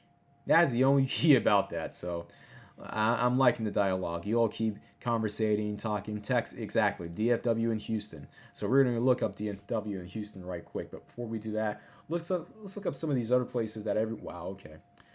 Okay, let's look up some of these other places that everyone talks about. Okay, so you got to remember, for starters, Bexar County. Huge military population. This is where San Antonio is. 1.7% multiracial blacks. Not bad. As I said, it's just under that 2.0% threshold, but it's still good. Anything above 1.5% is decent, I would say. Travis County, Austin, 1.5, which is barely under that, very at that threshold. But why is it that Coryell And Bell County, Texas are so high, 4.1 and 3.5%, right? As well as, well, you see, where's Loving County, Texas? Okay, we got to look up Loving County. Okay, Loving County, Texas is right here at 4. Okay, well, it's so small. That's the reason why. When you have a population, look at this, 4.7% half blacks, but they're 3 people. Anyway, shout out to Loving County, Texas. But as far as Coryell and Bell County, this is where a lot of military bases are. So, and Stephen Boone with the $10 super chat. I'm late to the party, putting my donation in the offering bucket. We'll have to catch the replay. Hey, thank you for joining. Better late than never. But as far as that's concerned, a lot of these places where you have a high multiracial black population, you got to remember, especially in the South, you got to check and do your research to see if it's really popping or is just because of the military bases. But nonetheless, let's go on to the big DFW, Dallas. Okay, so it's under that 1.5% threshold that we're really looking for in order to find a good place. And this is the reason why I don't mention Dallas a lot with my recommendations. I mean, if you want to visit Dallas, that's fine. But other than that, I mean, Dallas is Dallas. But let's look at some of these other places like Collin County where Plano is. So Plano and a lot of these other cities where you got a lot of transplants, it's at 1.5%. All right. Then you got Denton County, 1.7%. That's interesting. So Denton's actually one of those towns. I think the University of North Texas is there as well. So you got a lot of individuals going there. But look at Tarrant County. Tarrant is where Fort Worth is. And while Dallas has 1.4%, Tarrant has 1.8%. And a lot of people don't talk about Fort Worth too much. But it is one of those underrated cities that no one really mentions. But it's there. Let's go on ahead and jump here to El Paso. 1.1%. But let's look at the Houston area. 1.6%. But you got 74,000 multiracials, which is not bad. It's above the 1.5% threshold. Let's see. Compare that to Dallas. Where is Dallas at? Okay, 1.4 versus 1.6%. Okay, Houston's not bad. In Houston, a lot of people talk good about Houston. See, this is why I say that you can't rely on numbers alone. It's a good indicator, but you have to ultimately go down to the action. You have to do your own reconnaissance. And Harris County, from my understanding, is one of those underrated places where if you're looking to go SYSBM in Texas, it's not a bad place to check out. As well, it's a suburban area of, let's just see, 1.6% in Fort Bend. So you got Fort Bend County, and then you got Rosario County. These are mostly just, let me see, look at Montgomery as well. Okay, 1.2%. So yeah, with that being said, those are the numbers of Texas. So let's go to, and we're just going to go around and jump to some of these other locations as well. Let's look at this place where everyone's been talking about, at least according to the numbers, it's number 1. Rhode Island. Okay, if you want to check out Rhode Island, 4.7% of the total population are multiracial blacks. So you got Providence, Rhode Island, and then you got some of these other locations. But see, this is what I'm talking about.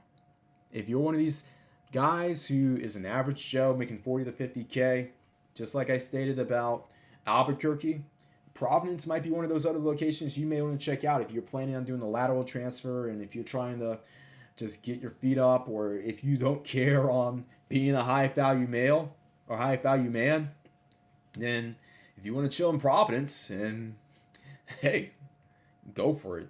But let's go on ahead, and speaking of which, let's go to New Mexico since it's one of those other places I recommended. And let's look up Brazoria County. Where is it? not Brazoria. No, it's what is it called? Not so Santa Fe's here, and that's where Santa Fe, New Mexico is. So not Brazoria County. It's I'll recognize the name. Not Guadalupe, not Mora. No, it's Bernalillo County. So, granted, there aren't a lot of blacks in New Mexico, but 1.4% is still not bad. I still highly recommend it. As I said, numbers are not everything, but they do mean a lot. For instance, if we're going to go to look at some of the worst places, and I'm not going to spend a lot of time on them, let's go to West Virginia, for instance, right? The most multiracial friendly population is in Berkeley, which that's basically the western extent of the DC area. So you have that. But you do have some of these 1.2%, but let's look at some of these inland locations. I mean, yeah, I'm not going to waste any more time on that. So, same thing for instance, Arkansas. Come on. I mean, other than northwestern Arkansas, where you may have some progress due to the University of Arkansas and just companies moving to like that area, I mean, I wouldn't tell you to move to Arkansas. Come on. I mean, even in some of these places where a lot of people in the community rave. Let's look at Georgia, right? Ado Central, right? The Black Mecca, right? Well, obviously, this unique looking place, Fulton County, is where Atlanta is, right? And to be honest, and a lot of this I do credit just due to the proximity, the black or African American combination population, the multiracial black population, is at 2.2%. So that's not bad, even for a city as segregated as Atlanta.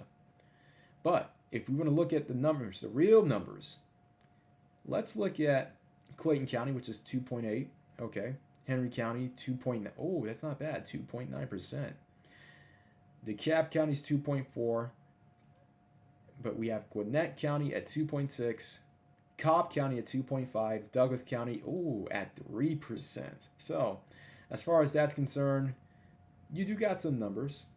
And as I said, you got these 4.7, 3.8%. A lot of these places that have this outrageously high number, particularly in the middle of nowhere, you got to factor in that a lot of these places are, if they're home to military bases. So with that being said, let's go to Florida since we're down south. Let's go to Florida. Where's Florida? Now, Florida has hits and misses like every other place. Whereas in Duval County, okay, you have 2.6% in Jacksonville. But to be honest, is Jacksonville really that SYSBM friendly? Really? Compared to, say, Orange County, almost 3%. Orange County, by the way, is where Orlando is. You have, okay, so you have that. You also have Hillsborough County, where Tampa is. It's at 2.8%. Pinellas, this is where St. Petersburg is. This is more of the conservative side of the Tampa area. Some people like it, some people don't, but nonetheless. Now, Miami-Dade County, 2.2%. Okay, that's not too bad, even though there are certain stories about certain Cubans having certain issues with certain darker pigmented people. But let's go to the place where a lot of blacks live in Broward County, 2.9%. So there is a bump, mainly due to proximity. So there's that. So with that being said, Florida's a mixed bag, in my opinion. I'd say go down there before you decide. But let's go to some of these more classically SYSBM friendly states. Let's not even waste our time. Colorado, 1.4% multiracial blacks. And what I stated earlier about the highest place of multiracial blacks, okay, well, it shows Hinsdale County. I don't know what's in Hinsdale County. Okay, barely anyone. That's the reason why. So you have, 21% of multiracial blacks making 2.7% of the total population. There's your answer right there. But looking here in El Paso County, this is where Colorado Springs is, which is home to a major Air Force base, as well as, I think, University of the Air Force as well. So 2.7% black, multiracial black, that makes sense. But if you go up here to Denver County, 1.9%, just under that 2% threshold. So that's not bad. But looking here in Arapahoe County, where war is, it's 2.4%. So this is the reason why a lot of people rave about places like Denver, Colorado, or the Denver area. You got 2.4% multiracial just outside of Denver, 1.9%. And then going to some of these other places, let's go to, since King Sigma's here, let's go to Minnesota.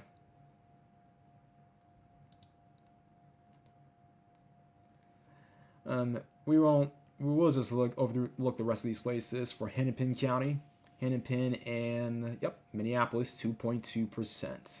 So this is above the 2% threshold. And remember, you don't have a lot of blacks out here as is. So, yeah, I'll say this. Even though a lot of the protests over George Floyd's untimely, not just untimely, but unjustified,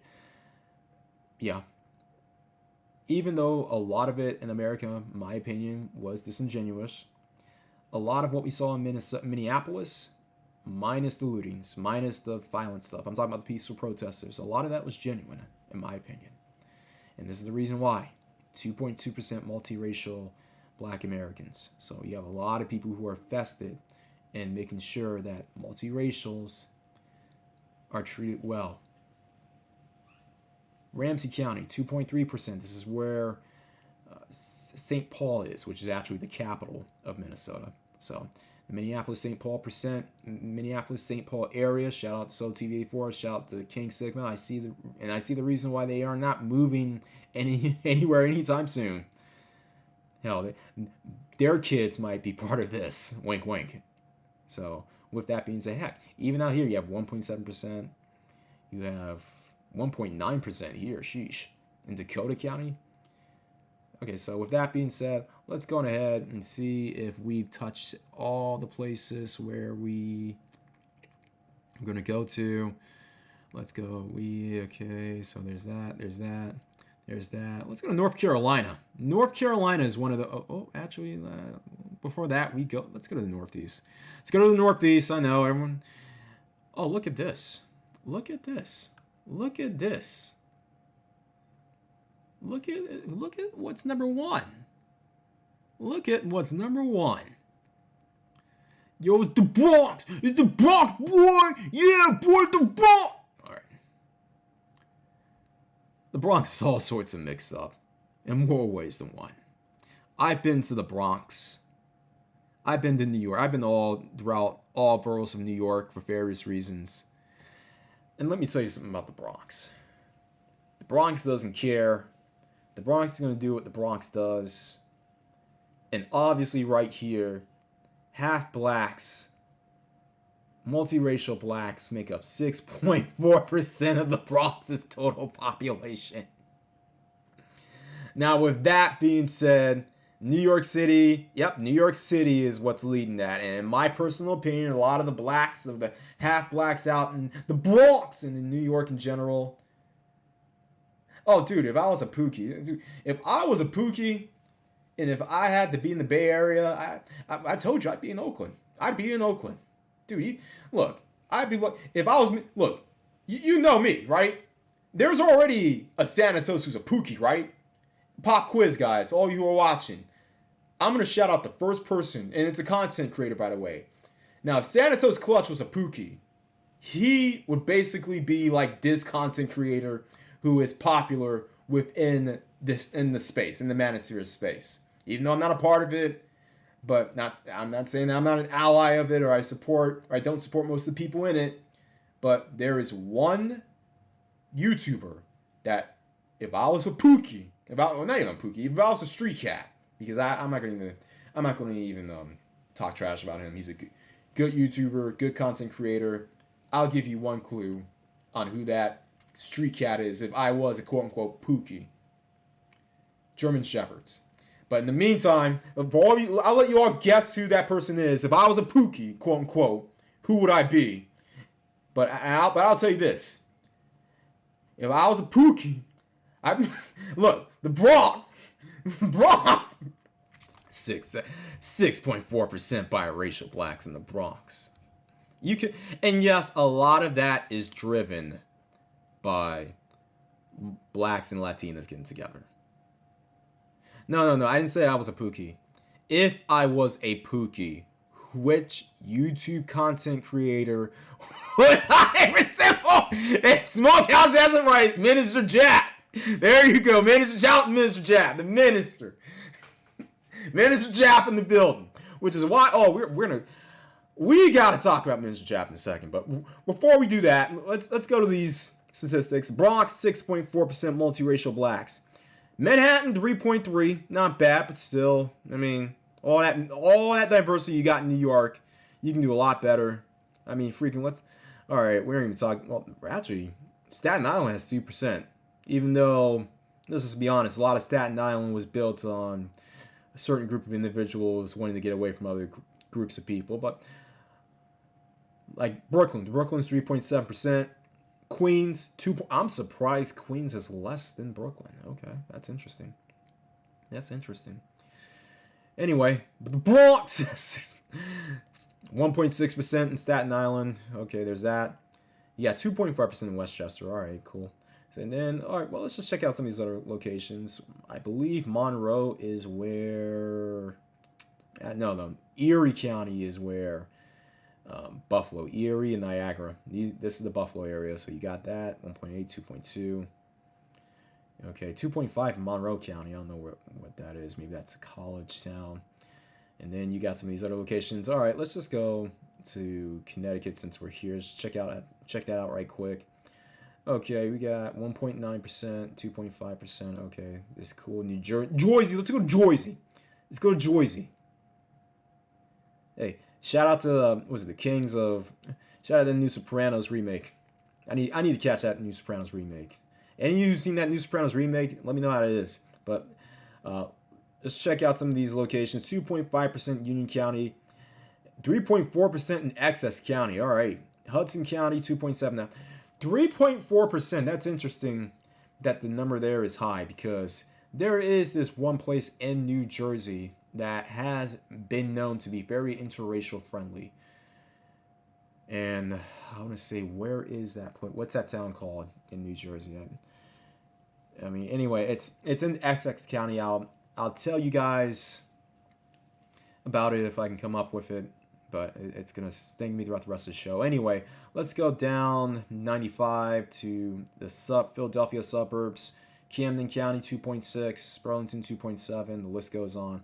Pennsylvania, if you want to check it out, go on ahead. But let's skip over to North Carolina because North Carolina has been making strides.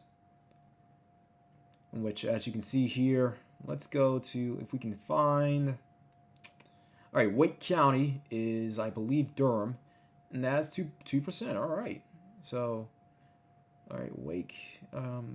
Actually, no, Wake is Raleigh, which is 2%. Okay, Durham, which is where Durham is, 2.3%. Okay, all right, and then we got Mecklenburg. Where's Mecklenburg? Where's Mecklenburg? There we go, Charlotte, 2.3%. All right, good stuff. So, North Carolina. If you have to live in the Carolina, you might as well choose North Carolina because we aren't even check out South Carolina. I'm not going to even talk about that. Let's go on ahead and go back. Let's just see where. Okay, Oklahoma is one of those places that everyone keeps talking about. So Oklahoma County, look at this, 3.1%. That's interesting. That's very interesting, to say the very least. Montclair, New Jersey. There you go, Montclair, New Jersey. Shout out to Ousama. Montclair, New Jersey. That's one of those places where, that's that place where if you're wanting to go SYSBM and you have to live in the New York tri-state area, check out Montclair, New Jersey. I heard it's a pretty underrated city for pro SYSBM couples. Oklahoma City apparently is also a decent place as well. Who knew? In any case, let's go ahead and just check out to see if. Well, let's just see what does Alaska have. I heard Alaska's all right. Well, 2.7% and Anchorage. All right, good stuff. You got some of these other places where I'm assuming it's 2. All right, cool. So shout out to Alaska as well. Let's see. We already did some of these places.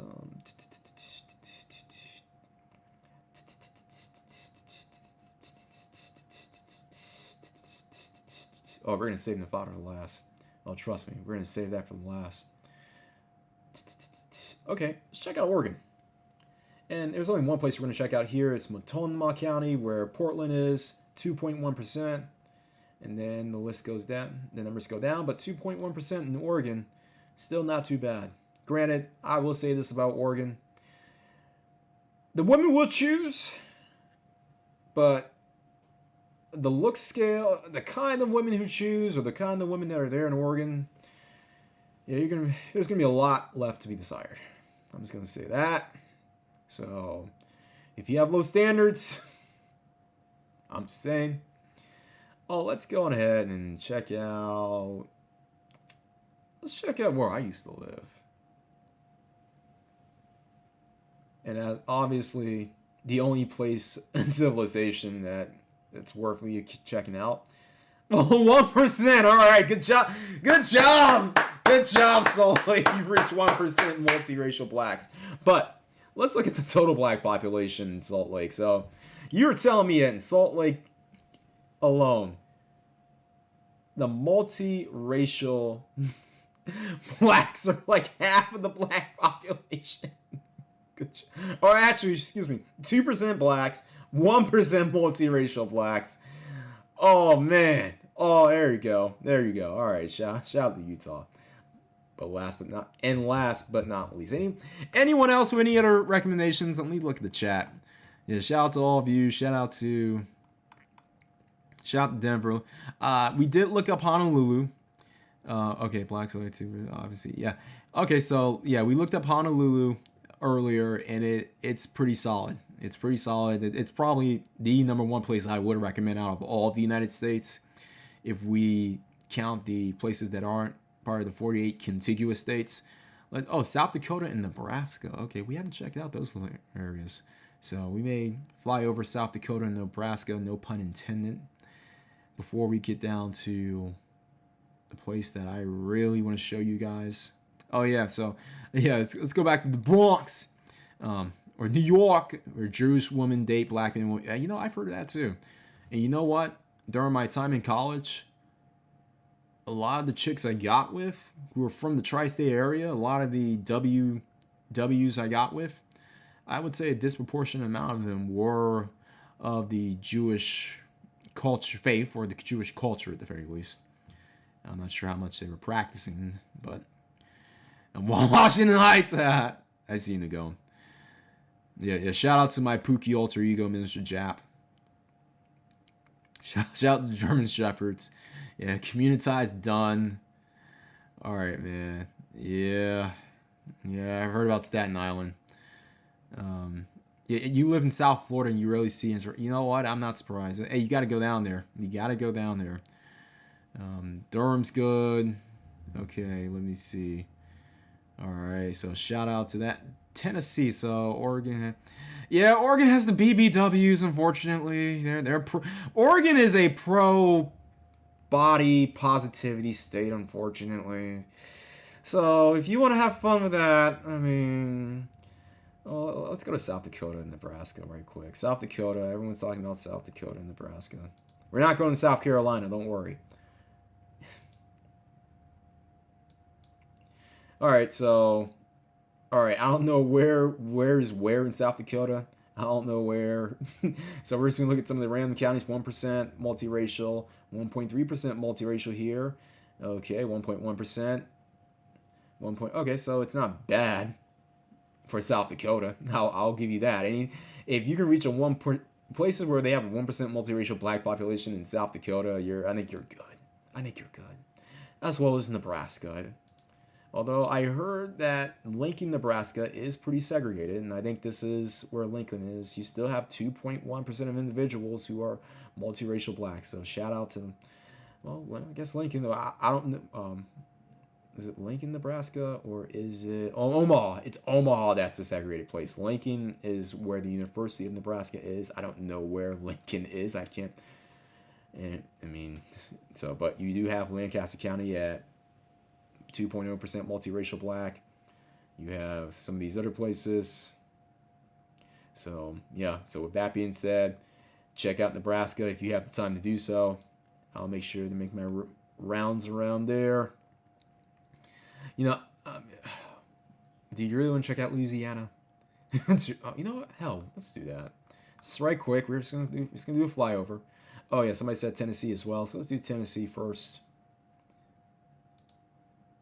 Yeah, Oklahoma's pretty high.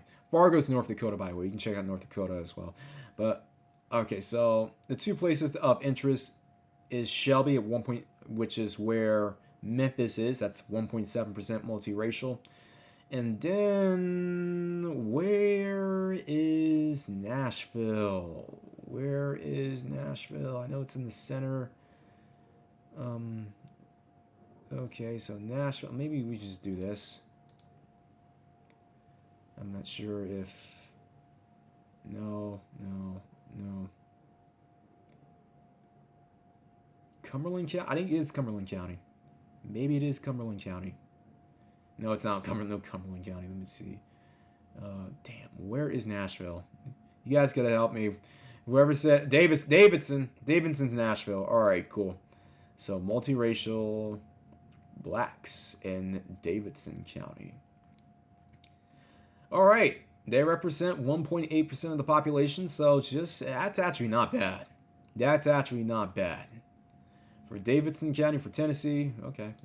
So, as I said, go on ahead, check it out. Feel free to give your own report.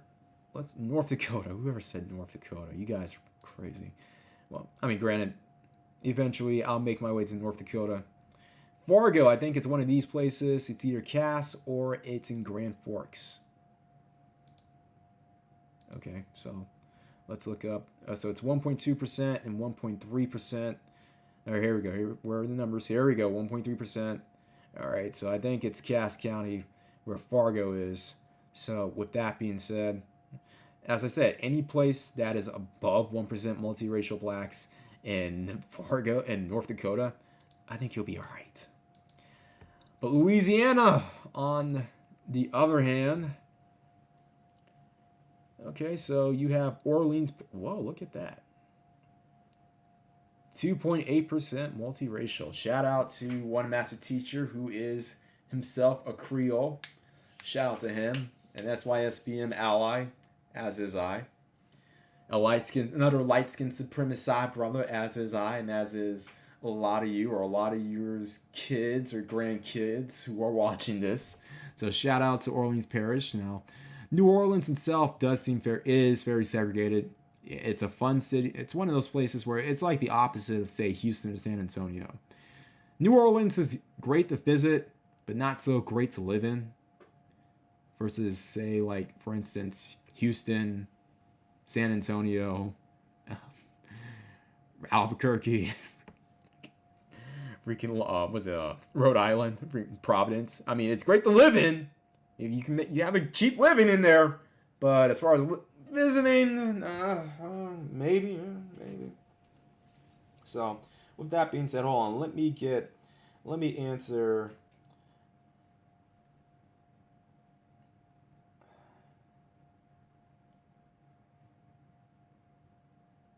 Let me just do this right quick. All right.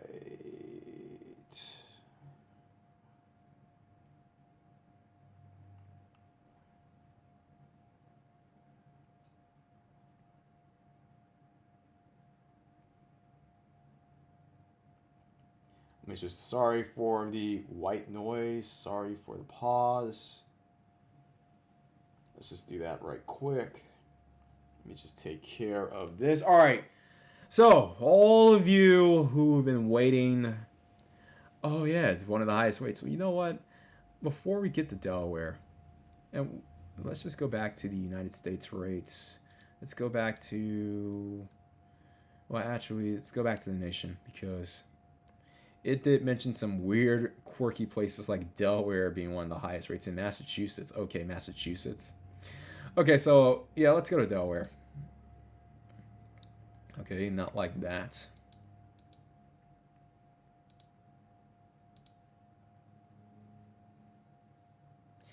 Delaware, 2.6% multiracial blacks. Now, and to be honest, nothing against Delaware, nothing against the Northeast, but I think a lot of this is due to proximity. But nonetheless, we got to get credit where credit's due. 2.6% Newcastle, which is where Wilmington, I think, is. Which, at this point, I think Wilmington is basically between Baltimore and Philadelphia. And I think Wilmington considers itself a Philadelphia suburb. So, or an exurb. So you got some of these other places. Okay, 3.8% in Kent County. And in Sussex, 1.8. All right, we got that out of the way. Massachusetts. Now, a lot of people, even though I talk trash about Massachusetts, but let's see. Oh, look at this. Wow. Wow. I'm done. I'm done. I'm done. Oh, no, no. Hold on. Oh, don't leave. I'm not done, but hold on. I need to step back for this. I need to step back because Suffolk County is where Boston is. Good old boy. We don't like, well, not good old boy Southern, but that northern, who are you kind of attitude towards brothers, especially. We know why. Now we know why. Now we know why. Now we know why the Bostonians and massholes are massholes towards the brothers. Oh my goodness. Oh my goodness. Look, majority of these biracials don't consider themselves, well, in Massachusetts they do, apparently. Or at least enough to put it at 4.5%. Look at this. 4.5% multiracial blacks. Are you freaking kidding me? Are you freaking kidding me? This ship is smoking. But you do got a point, and let me just do this right quick. Where, hold on, that is true. Somebody said it. A lot of the blacks in Boston and in Massachusetts are non-ADOS, meaning they're Caribbean or African immigrants. And shout out to Smokehouse with the $20 super chat. I'm curious about Montana, Billings, and Missoula. We'll look that up right now. Hold on just a second. I just need to figure out where Billings and Missoula are. So Billings, Montana. I don't know the county. It's okay, so it's not going to tell me the county, for instance. And can you tell me? Okay, so Billings, Montana, and Missoula, Montana. That is. Well, we know where Xanatos is going next. Boston. Oh man, Boston. Oh man, it is majority non-ADOS. That is true. I mean, there is a point saying that a lot of this is driven up by the African and Caribbean population intermingling and intermarrying. So you got that. And, oh, look at this. Plymouth County, 4.5%. 3.5% in Bristol County. Norfolk, 1.8, 1.5. 2.5 in Essex. I mean, Worcestershire, how do you pronounce it? 1.8%. Worcestershire sauce. Shout Worcestershire sauce. And then you got 2.6 out here. It's just silly. This ship's smoking. This ship is smoking. This ship is smoking. All right, so where, first of all, where's the county of Billings, Montana? So Billings, Montana is in what county? All right, so let's go there, Montana, anyway. So let's go to Big Sky Country. Because, so they might, you know what? See, that's the thing. They may just be prejudiced against American blacks. And you know what? That's so ironic because in a lot of the world, the prejudice is sort of the opposite. You do see a lot of prejudice against Africans and Caribbean, well, maybe not Caribbeans, but Africans, but not so much against African Americans. But in Boston, it might be, it's like the opposite. It's the opposite.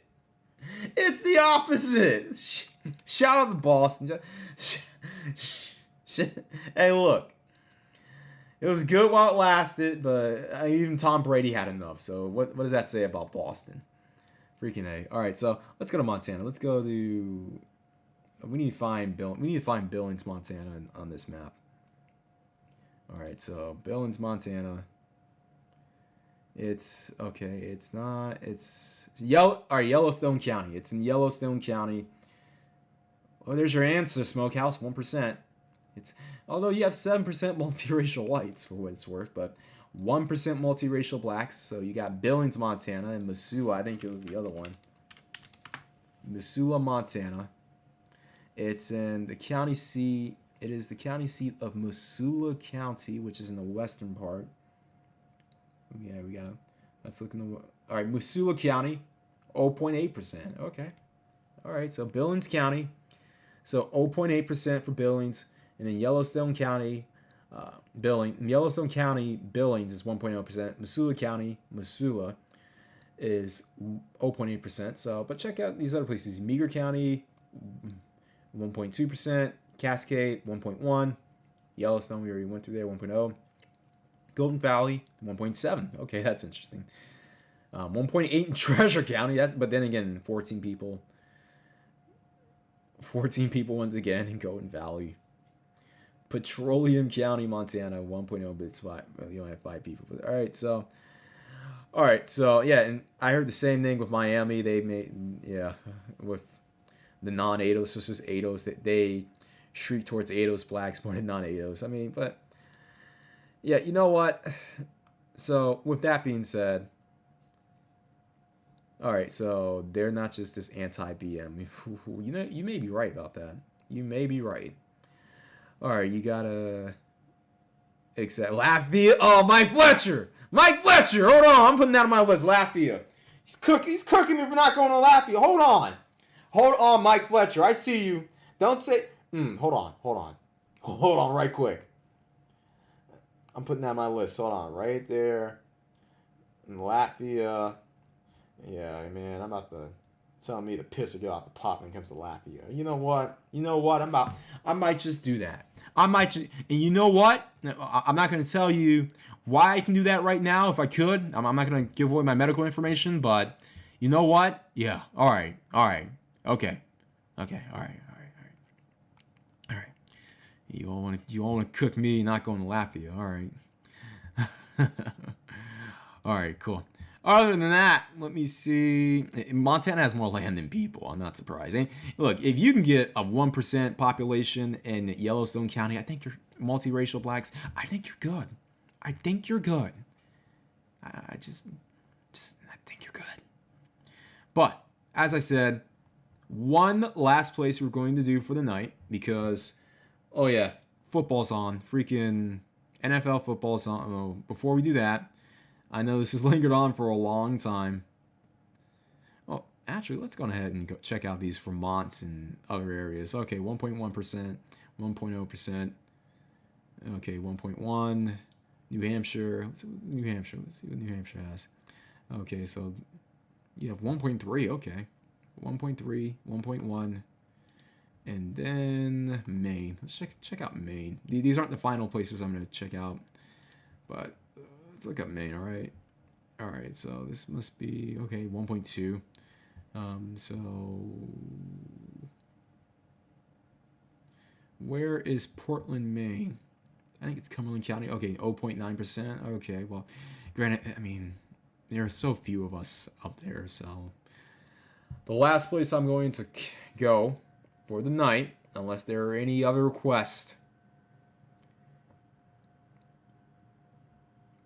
is the place that, and no, we're not going to Ohio. We're not going to, you know what, fine, we're going to Ohio, fine.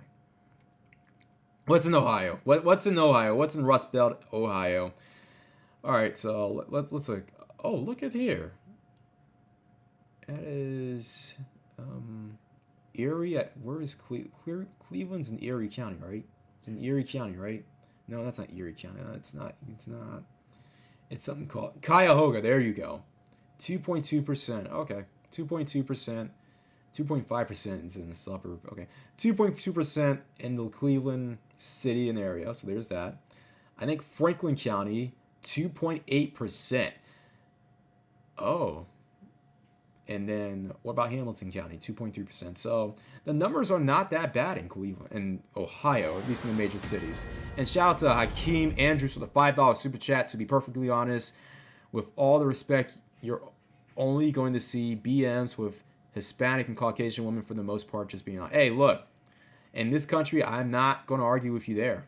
I mean, that's what it is, and that's just how this country is. But to be honest, those are the two highest populations of individuals, ethnically speaking, are whites and Hispanics. So that shouldn't come as a surprise to anyone. But nonetheless, if you are going to go to Ohio, definitely check out Franklin County. It is where Columbus is. It's where Ohio State is. Shout out to Franklin County. And as I said, if you're going to Ohio, this is probably the only place even worth checking out. Other than that, let's go to the Cincinnati. Well, Cincinnati, Ohio is down here in Hamilton. So 2.3% multiracial blacks isn't bad. But let's go to Kentucky since you mentioned that. So as far as, I don't know where Lexington, Kentucky is. And let me look up Lexington. Let me not lose my voice. All right, Lexington can. No, I don't. I'm not trying to go to the country inn in Radisson, Madison. Sheesh. Lexington, Kentucky. Where is that? Fayette County, Kentucky. So Fayette County, Kentucky, which is probably, I want to say, okay, I'm just going to look it up where it is relative to the overall map. So you got to go a bit south of Cincinnati. So that's Fayetteville. All right, Fayetteville, Kentucky. 2.3% multiracial blacks. Okay. All right. So for all of you who are interested, 2.5% in Franklin County, Kentucky. And 2.6%. Okay, so but Fayette is 2.3. So I'm not sure if maybe Lexington, Kentucky. Well, actually, Frankfort is, yeah, Franklin and Frankfort is right there. But I think Lexington, Kentucky is where the University of Kentucky is. So that is Fayette County for all of you who want to check out the University of Kentucky or are attending there. Louisville, what county's in Louisville? Stark County. No, not Louisville, Ohio. Louisville, Kentucky, please. All right, let me.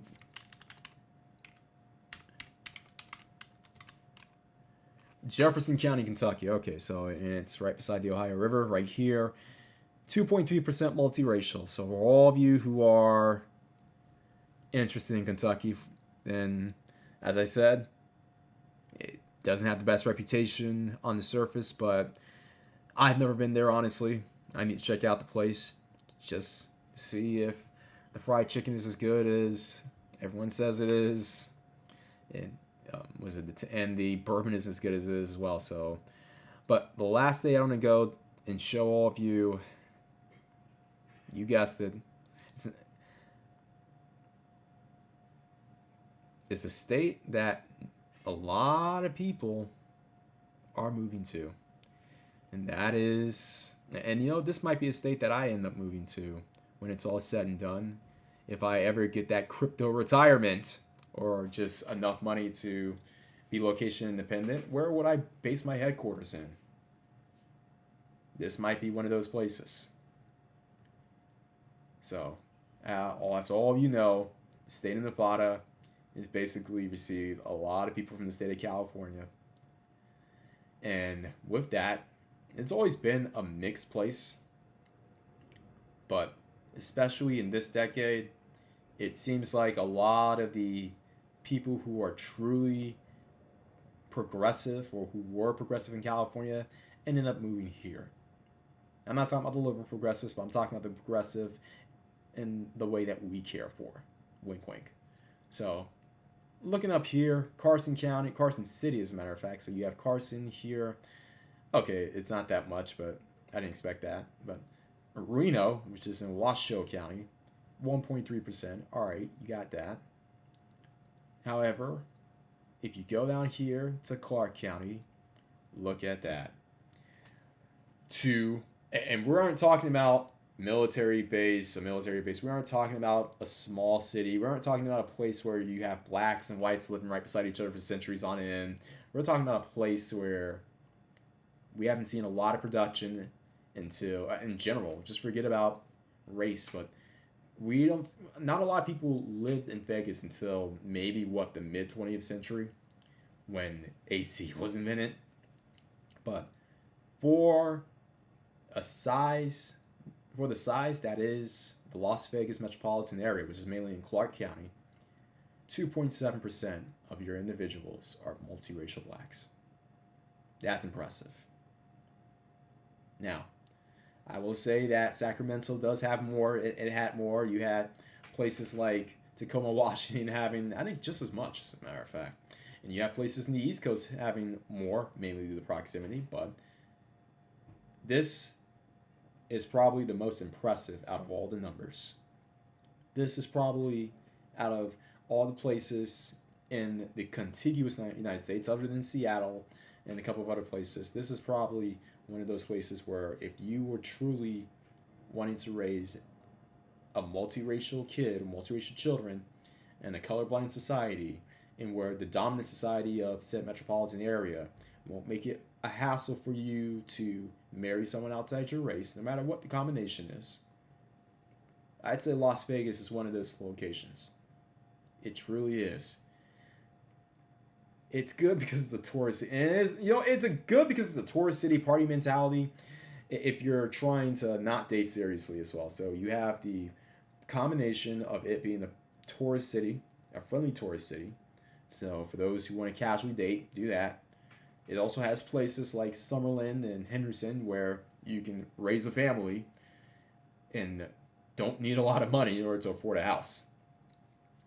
So, as far as that's concerned, so yeah, the Reno area is up here, which isn't bad itself, but as far as the multiracial number, 60,000 individuals who are multiracial black live in the Las Vegas metropolitan area.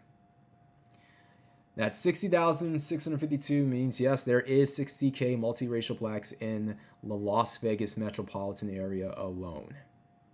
So, as far as that's concerned, yes, you are right. Open Bob, it's the first one. And shout out to the Prophet of Thought in the building. I see you there. So, with that being said, let me go ahead and do this right quick. I just want to see if this will work. Let me go ahead. Let me do the invite right quick. Copy invite link.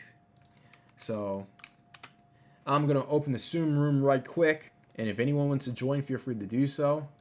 But if nobody joins within the next, say, 2 to 3 minutes, we'll finish this out. But in the meantime, I'll go through all the comments, touch on the ones that were good. Shout out to all of those, once again, who super chatted. You're the ones who definitely get the highlights. There's some others beforehand. I see the Suzuki, Swift Lava with $5, Scream with $5, Club Fortune $5, Stephen Boone $10. You aren't late to the party. Just watch the replay, watch the playback, play at 1.5 or 1.75 speed. Smokehouse with the $20 super chat. You've always been a supporter of Smokehouse. I mean, one of these days I need to shake your hand for real, for real. Hakeem Andrews with the $5 super chat. And then, other than that, yeah,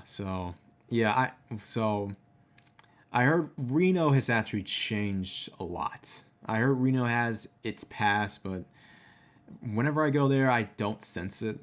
And I say I'm a very good discerner of places and people specifically. So with that being said, I just want to go through all the comments right quick.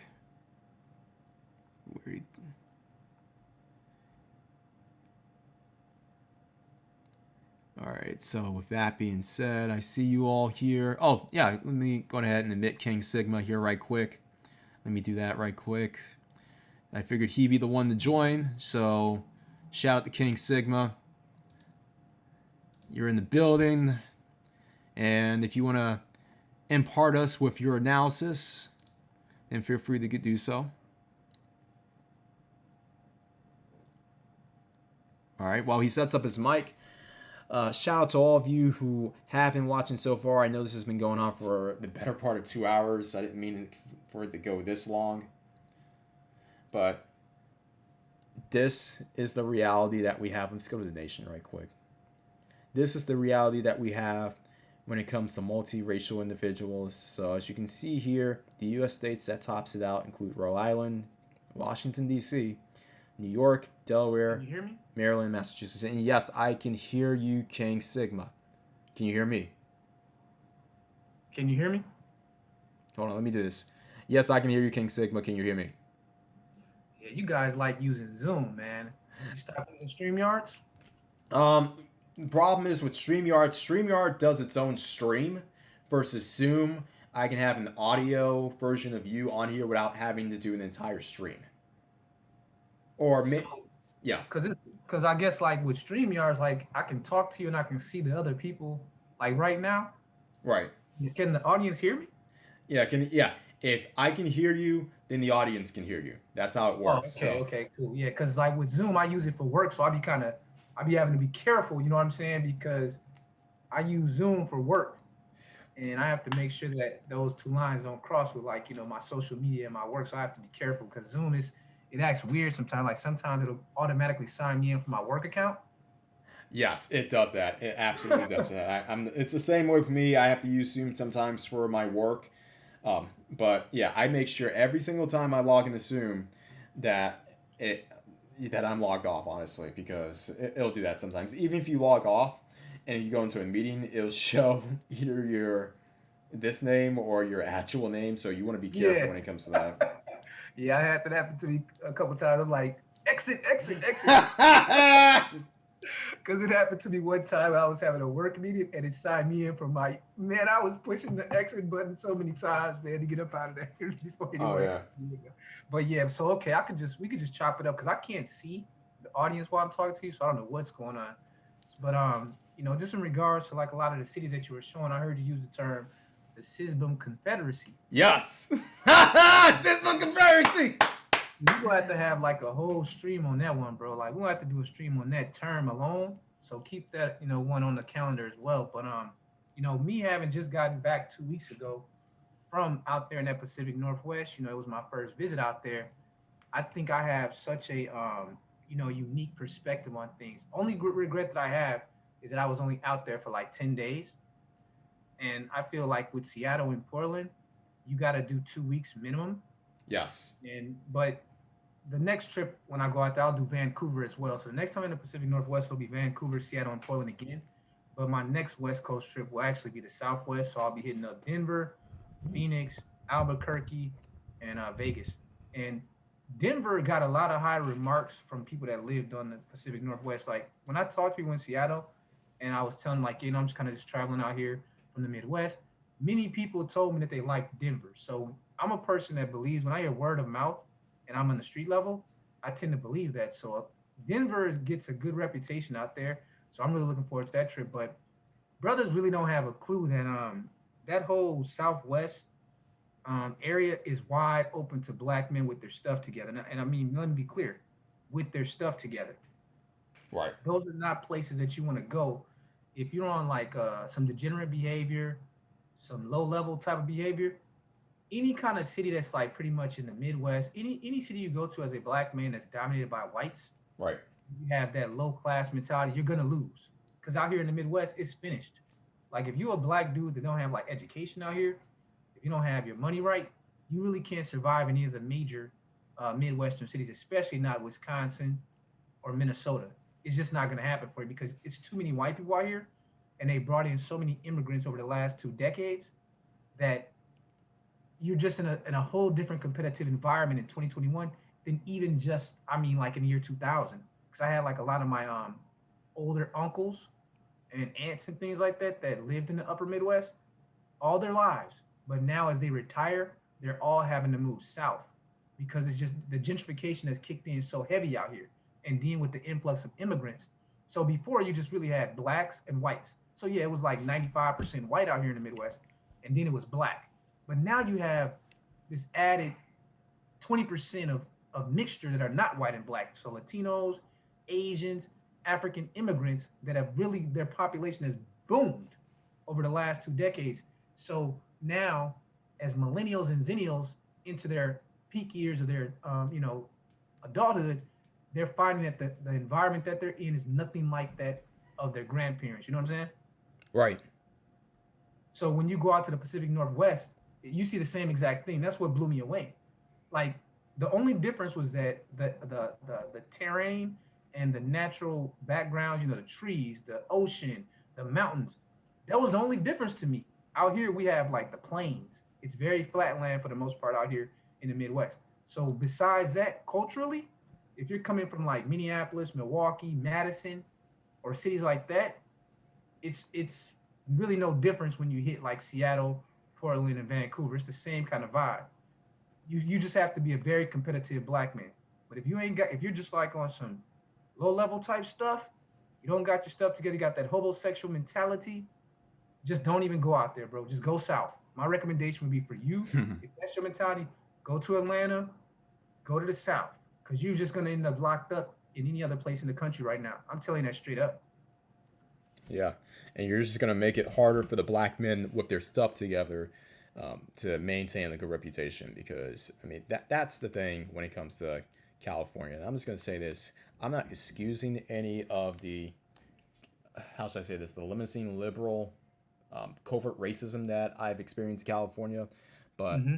a lot of the backlash, or what seems to be the justified backlash, comes from a lot of that baby kid southern mentality coming to the state of California and essentially just ruining it, especially in places like Los Angeles, and to a lesser degree Portland, not Portland, but Oakland.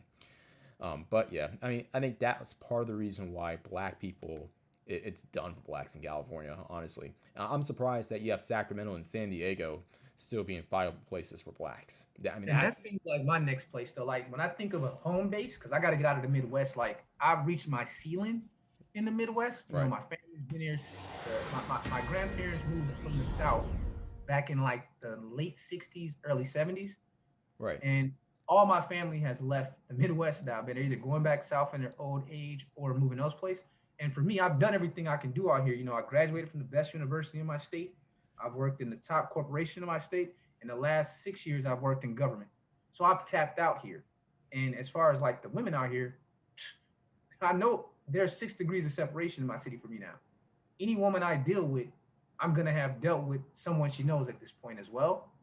And then the cold winters that we have, I can't do it no more. So for me, I'm out of here come next April. So I've already told my family and everything, like, I'm out. And even my own mom, she didn't think I was. She didn't really take it too serious when I told her, because she knows I've traveled to like NYC, spent a lot of time out there, and I've traveled to DC as well. So she just kind of took it like, oh, he just wants to travel. But I was telling her like, I'm dead serious. Like I'm out of here. Like because I can see the writing on the wall for black men in the Midwest. If you're not like going forward, like after this COVID thing that's destroyed so much business here, that's really harmed the relationships between whites and blacks. But also, when you look at just generally how bad it was economically already, this city is not going to be good for you just overall, just because of where things are going. It's going backwards in their attempts to appease, you know, the leftist strings, which is a paternalistic kind of racism. Yeah. It actually ends up going backwards. So for me, I'm searching for more of a middle ground with good weather. So I wouldn't be surprised if I actually ended up in San Diego as my home base, because I liked it out there when I went out there before.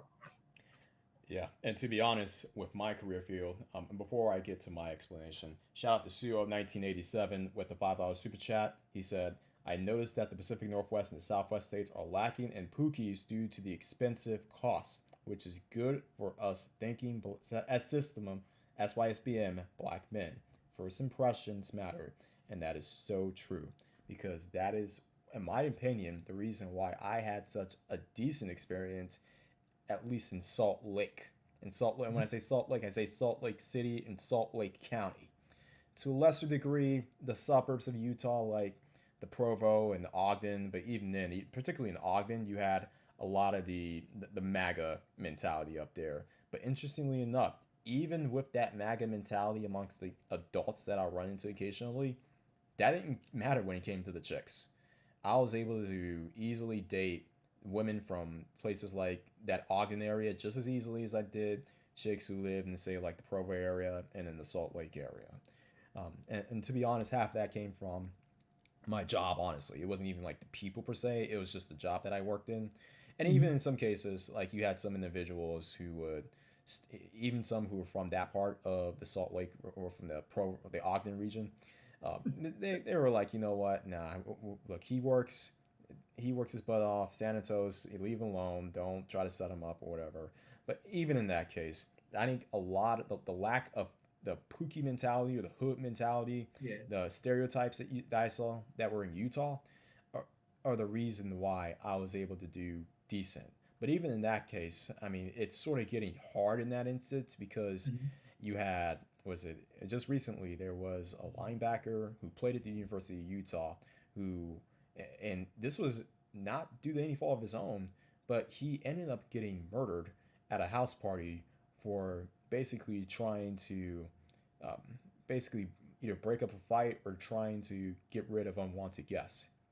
And See, that's why I have a hard time answering that question. Like when brothers will say to me, they'll say, "Do they like black men out there?" That's such a weird question to ask someone like me because I've only grown up in a mixed environment. So, from my perspective, every race of woman likes black men. It's just which black man? There's a woman in every race on the globe that you can find that would date the right black man. So it's not a question when guys they're like, well, do they like black men? That's like weird. Like all women like men that they like, not by their race. Women like men based on how you make them feel, bro. That's why women are less race loyal than men are. Men have historically been much more race loyal. We're the ones that create ideas like loyalty, ideas like philosophy. We created, men do, not women. Women go by feeling. So the real question that black men should be asking themselves, are you as an individual able to invoke an emotional reaction from a female? If you say, yes, I can do that, then you got to go test it with different races of women. That's it. Dudes got to get out of this fear, man. And I'm so sick of it because I can see this cloud around these black male social media where dudes are just, you can feel and sense their fear of being men. This is 2021, and you got brothers acting like they're like out of that Plato's. You remember Plato's book, The Republic, yeah, and Allegory of the Cave? yeah, That was always just an abstract simulation to me, right? But as I've engaged more and more brothers across the country, I've come to realize Plato was right about the allegory of the cave. A lot of brothers are just like those dudes in the cave looking at those fucking shadows on the wall, bro. dude. And if you try to wake them up, you get maybe one out of the 100 that is willing to wake up. And you should only put in that much energy into it. But these dudes that are trying to pour all their energy into that cave, guess what's going to happen? While you're trying to turn those guys, they're actually going to turn on you, like, swines getting pearls. And I've come to understand that now. So that's why when dudes be asking that question, it's like, I don't understand that question. I've dated women of every race, but I don't think they dated me because I was black. They dated me because as an individual that happens to be black, I was able to invoke some kind of emotional reaction out of them or some kind of physical lust out of them. That's it. So dudes got to start asking themselves those questions. Stop asking other black men, will an Asian woman like me? Will a Latino woman like me? Will a biracial woman? How do I know? She may not like me. She may like you. She may not like either one of us. But the only way to find out is to get in the field and find out. Exactly, which is why I stated and constantly in this video, and on that video, in this live stream, that numbers are one thing, research is one thing, like what we're doing here, and it is useful in regards of seeing places where you'll likely do decent, where you'll likely not do decent, etc. But numbers are not everything. Anecdotal evidence is on the ground, boots on the ground, experience is. And even in some places where I was surprised at the high biracial numbers, like Boston and Massachusetts and Kentucky, like and though, and even Maryland. I mean, for in the case of Maryland, I can sort of explain that in that you have a lot of biracial individuals here. One, due to proximity, but two, in Maryland or in the East Coast, the one drop rule has been enforced to the point where, yeah, a lot of biracial people, including my grandmother and, well, my grandfather on the other side, my paternal grandmother and my maternal grandfather, they consider themselves black, even though they were clearly biracial and came from mixed families, which a lot of that shows with me genetically. But Mm-hmm.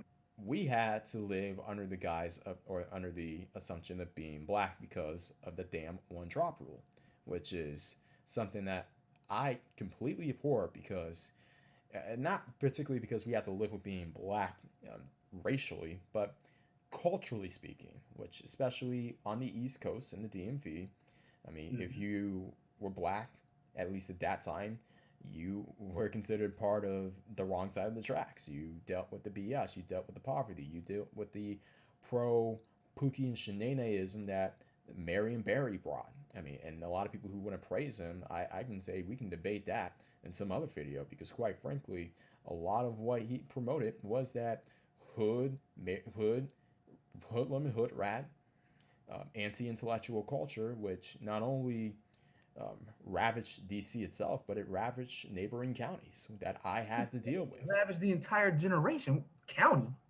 That mentality has ravaged two generations, bro.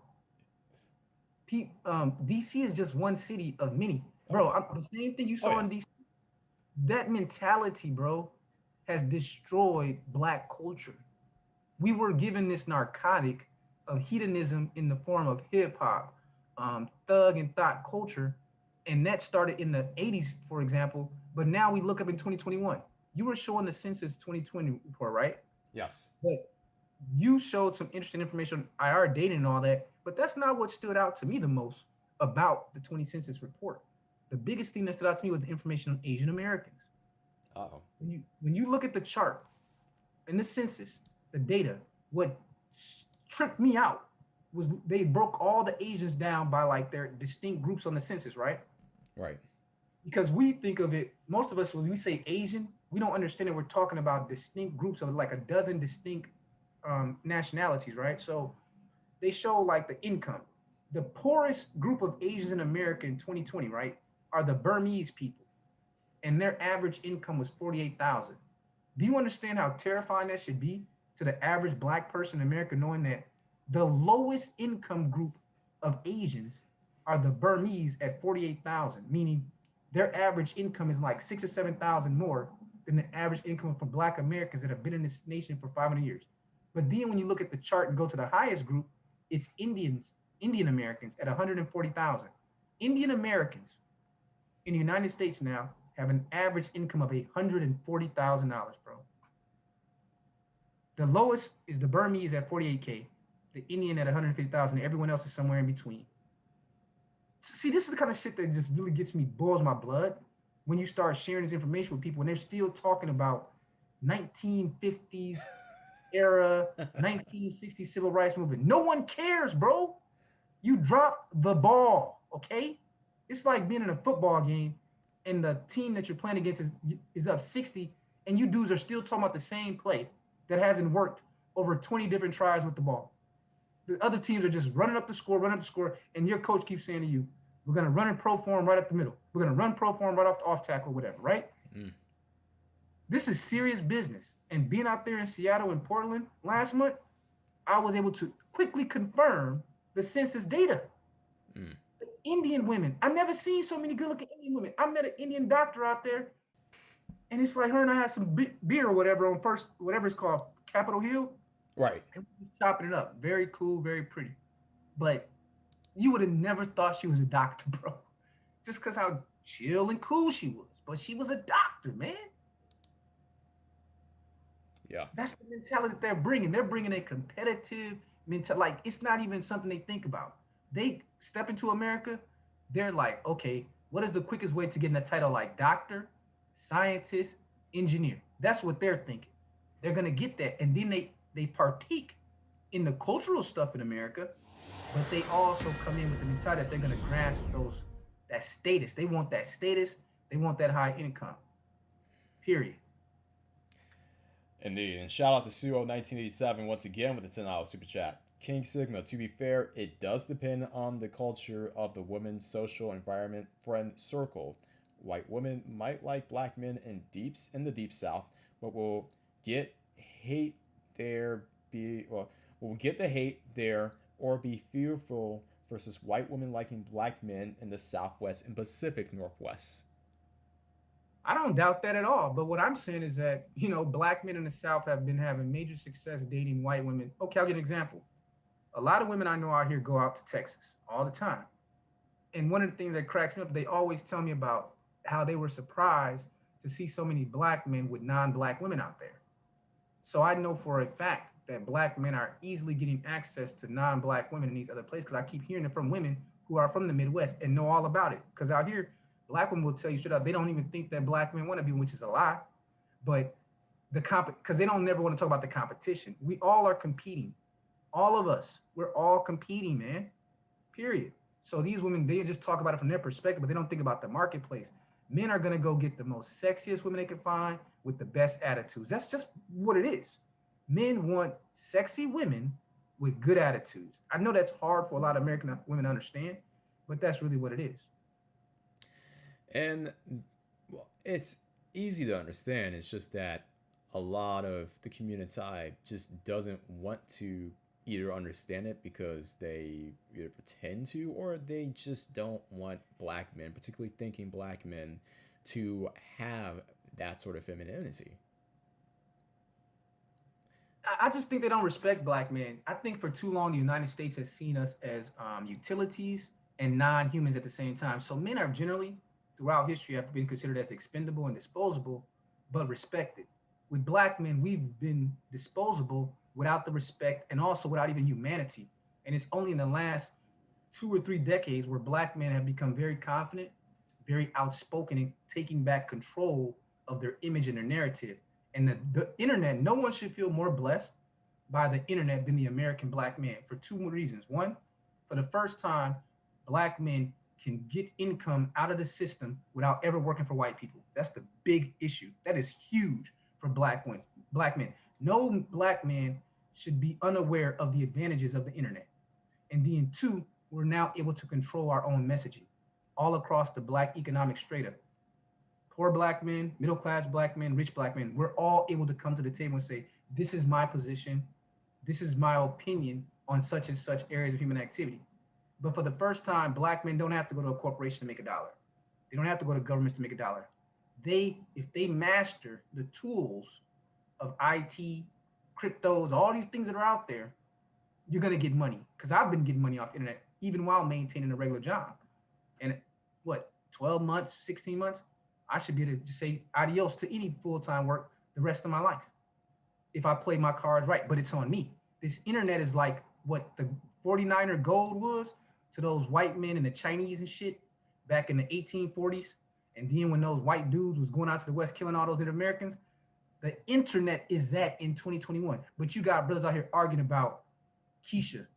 I mean, dude, Keisha, you don't understand what this does to me when I think about that. While every other group of people that are under the age of 35 are out here trying to master the technology that we're talking on right now, mastering the crypto money, decentralized finance, and all of that. Black dudes are on here arguing about if Jada Pinkett cheated on Will Smith or not, even if, and then they'll do 8-hour stream on if she cheated. Then another guy will do an 8-hour stream on why she cheated. And then another dude will do an 8-hour stream on what Will Smith. When she cheated. Yeah, and how many, or where. Like, are you serious? Like, the whole world is laughing, bro. Like, when you took it, the thing, the link, I'm gonna give you the link. Yeah. So you can keep it yourself. I don't know where I can post it because you're not in StreamYards, but you can post it in the link. You're a mod, or the chat. Because you're a mod.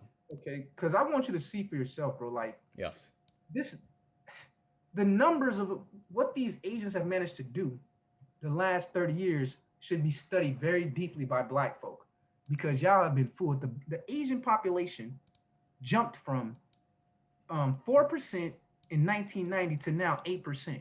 Sheesh. The Latino population went from, I think it was like 8% or something like that, to now 20% formally, because there's a whole lot of illegals and undocumented people. So it's very possible that the Latino population is closer to 25 to 30% than the 20 that's on the US Census. Yeah. Now add that with the Asians, which is now 8%, bro. That it doubled. Black population has stayed the same since basically the end of the Civil War. With the help of abortion, of course. 25 fetus is destroyed. But my point is that the only other group that's seen a drop as big as blacks has really been the whites have had a drop. But again, remember, they were 90% of the population at one point. So for them to drop from 90 to like 75%, big fucking deal, right? But But for black people to go from 13% of the population at the end of the Civil War to only being still 13% of the population when you include immigrants. If you take immigrants, black immigrants out and just ADOS, we're only 10% of the population. So our population has dropped. Native Americans has dropped. But all these new people, Asians and Latinos, Asians doubling, Latinos doubling. But black people are sitting around, and the biggest thing they want to talk about is just this paparazzi Hollywood stuff, man. It's a joke. Or if they aren't talking about celebrities, they're basically talking about paparazzi stuff about bigger YouTubers, particularly in that manosphere space. I mean, I'm not going to go on what people have been talking about this week. You know what it is. You know, Yeah, I know what it certain is. I don't even individual. talk about it, Yeah, bro. exactly. Because But because again, it's not about any one individual. Because again, it's the same thing I'm talking about. It's a very dangerous game that you play when you chase fame and clout, right? You right. start doing things and you start not recognizing yourself. If you stay on social media too much and too long, you start chasing that clout, that internet fame. Guess what? Everything comes with a cost and everything has a dark side. And brothers are starting to pick it up. So the case that you were referring to, Yeah. I bet you he's thinking, damn, I probably should have just stuck to what I was doing, right? I'm not even thinking about none of that stuff. Again, talking to this chick, man, we're just having this great conversation. Very sexy. It was like, okay, if you got your stuff together as a black dude and you're in pretty good shape, there's no point in asking the question, do these women deal with a black man? Yes, they deal with you. Because again, you got to look at it from their standpoint. Every other race, when they look at a black man, they see something exotic to them. The only thing that messes up for black men is that we have the worst public relations game in the last 500 years. And streams like this are to tell you where the PR game isn't as messed up, which is why I stress the SYSBM Confederacy. A lot of that is basically due to places where we, or particularly our reputation, at least on, how should I say this, at least with the United States standards, isn't as bad.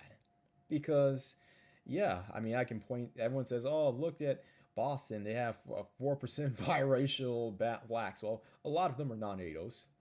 Let's look at Maryland. They have like 4% biracial, 3% biracial blacks. Well, you got to remember there.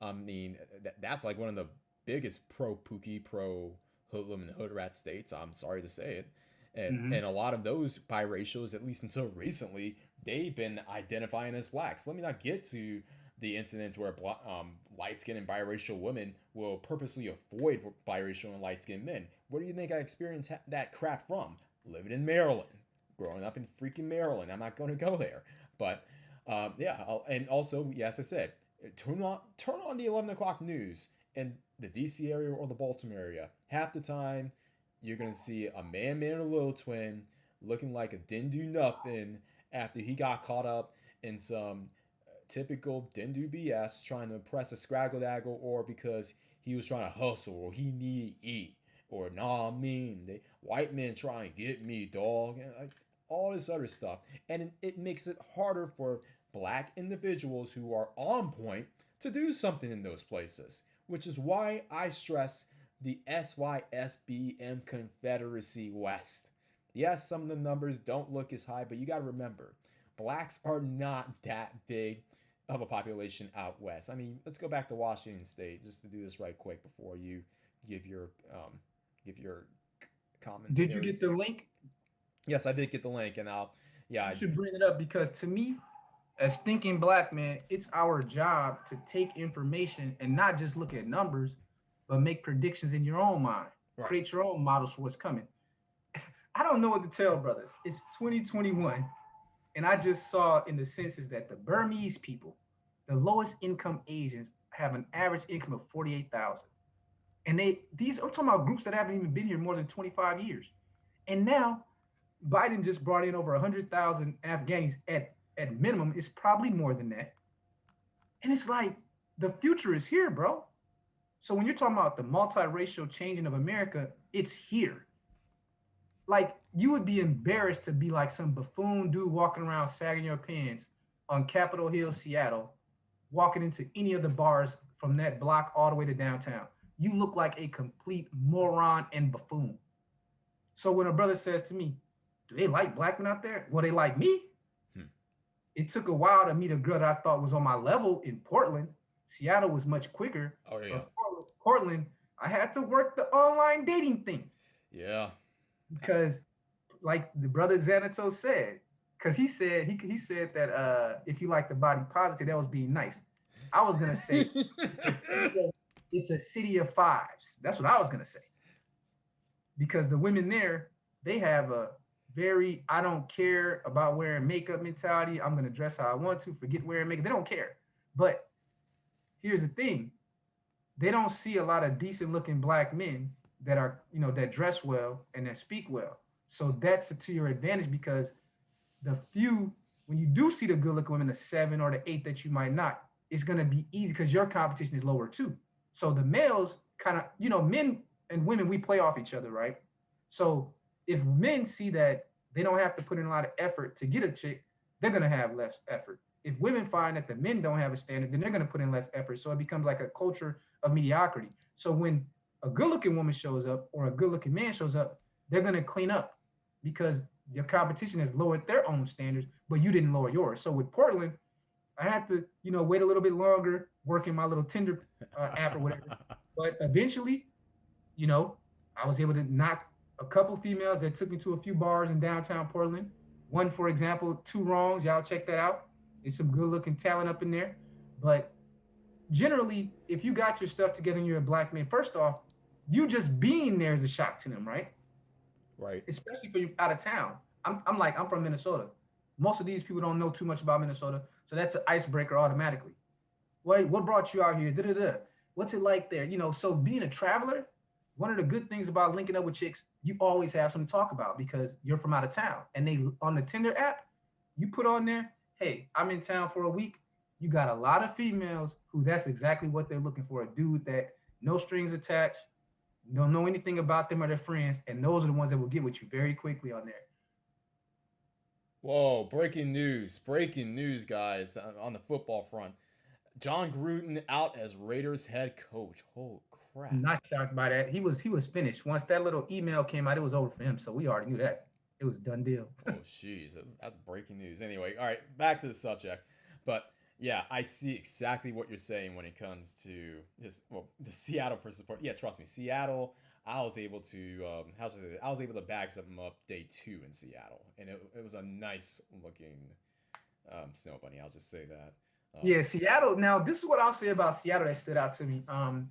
You talk. One of my favorite conversations I had was with this Japanese chick that we just randomly got into a conversation while I was walking around the Space Needle area, just checking it out because I went to the Space Needle that day. So I was just kind of walking around that area, checking out Denny Way, and I ran into this Japanese chick, and it was funny that she was so cool, but she was the first person to mention race to me while I was there. She was like, here in Seattle, the white people here are very racist, and she was a straight Japanese chick. But Oh, it wasn't a black person or a white person that was the first to mention anything racist to me. It was actually her. oh, whoa! And another thing about Seattle that stood out, it's a very introverted city. You could feel it. Like I the women there are very there. I've never seen so many reserved, introverted women in my life compared to the Midwest. Because generally women are much more extroverted than men on average.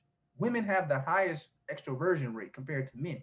And as right. a city, Seattle to me is very introverted women. And when you talk to them, so I would just start random conversations with these girls on the streets, right? And I'd be like, hey, where's a good spot to get something to eat at, right? And they would be surprised that I was talking to them. I found something else out. The dudes there, they don't cold approach women at all in Seattle for the most part. Oh, I found that out very quickly because these chicks did not want to shut up talking because I guess dudes don't even approach women out in Seattle like that. And a lot of women was telling me that all I do is work and I come home. So I haven't really been out to the new spots, they would say, right? right. I was like, okay, I get it.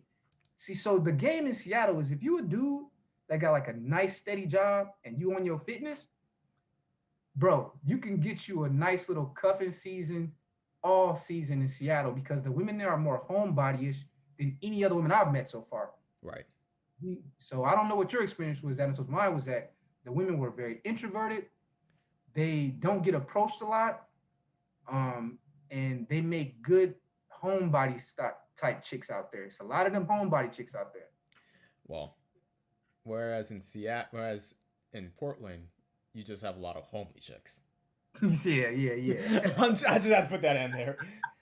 That's being nice because when I was out there on the Willamette River, I saw some things that I was like, okay, it's like a comedy show if you go down there by the river in Portland, bro. It's a comedy show. If you go down there on a Saturday afternoon or a Sunday, you'll see some things out there that will make you laugh. But yeah, it's a lot of homely women in Portland, but it's one of those feast or famine kind of environments where if you go to the right spots, the good looking women go to certain spots down there in Portland, Yeah. and you're gonna clean up. It's just too easy. But just generally walking around, you're not gonna just see like even sevens in Portland. Like you see a lot of like fours and fives. It's a very strange city, Portland, man. That's a strange city to me. Well, the slogan in Portland's keep it weird. So, That's what their slogan is. well, with the unofficial slogan, it's like don't mess with Texas. The state, that's not the state slogan officially, but that's what a lot of people would consider. I'm gonna that tell as. you who's a sleeper in Portland, and I saw this a couple times. The Latinas out there, the Latinos be cheesing, boy. I didn't know it was that many Latina women out there, but there's an area in Portland on that northeast side where it's like a little Mexico kind of thing going on. Like when you hit 42nd going to 82nd, that Yeah. area, there's like a lot of Latinos, and these Latina chicks out there, when they see a black man, bro, cheesing, curiosity. So it's like a balancing thing where it kind of makes up for it because you being a black male, you automatically are gonna get everyone's attention out there in that Pacific Northwest. They're just looking to see, does he have sagging pants? Can he speak English? Is he a degenerate? Once you get past that, there ain't nothing to stop you out there, bro. Yeah, exactly. I see that Osamu has joined us in the panel. So, if your mic's ready, feel free to speak.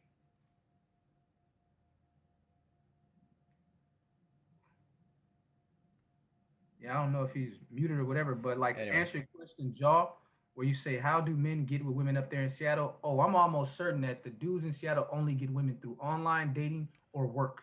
oh yeah, And I doubt they get them at work because you could just tell that the dudes there, they on that soy boy diet, bro. Real shit. Like in Seattle, the white dudes don't look like the white dudes out here. Like out here in the Midwest, these white dudes be on that Big Ten country diet type out here. oh They're yeah, more, burly. Out there, the white dudes is on that soy milk diet, and you can see it. So I have a hard time believing that the white dudes out there is on some strong code approach. I'm almost betting that they're the kind of people that they have a good job and they get approached by the women in their workplace that are looking at the hypergamy. And that's probably how a lot of Seattle relationships happen when it comes to the white dudes out there, especially with them Asian women. The Asian women have the looks, have a low status.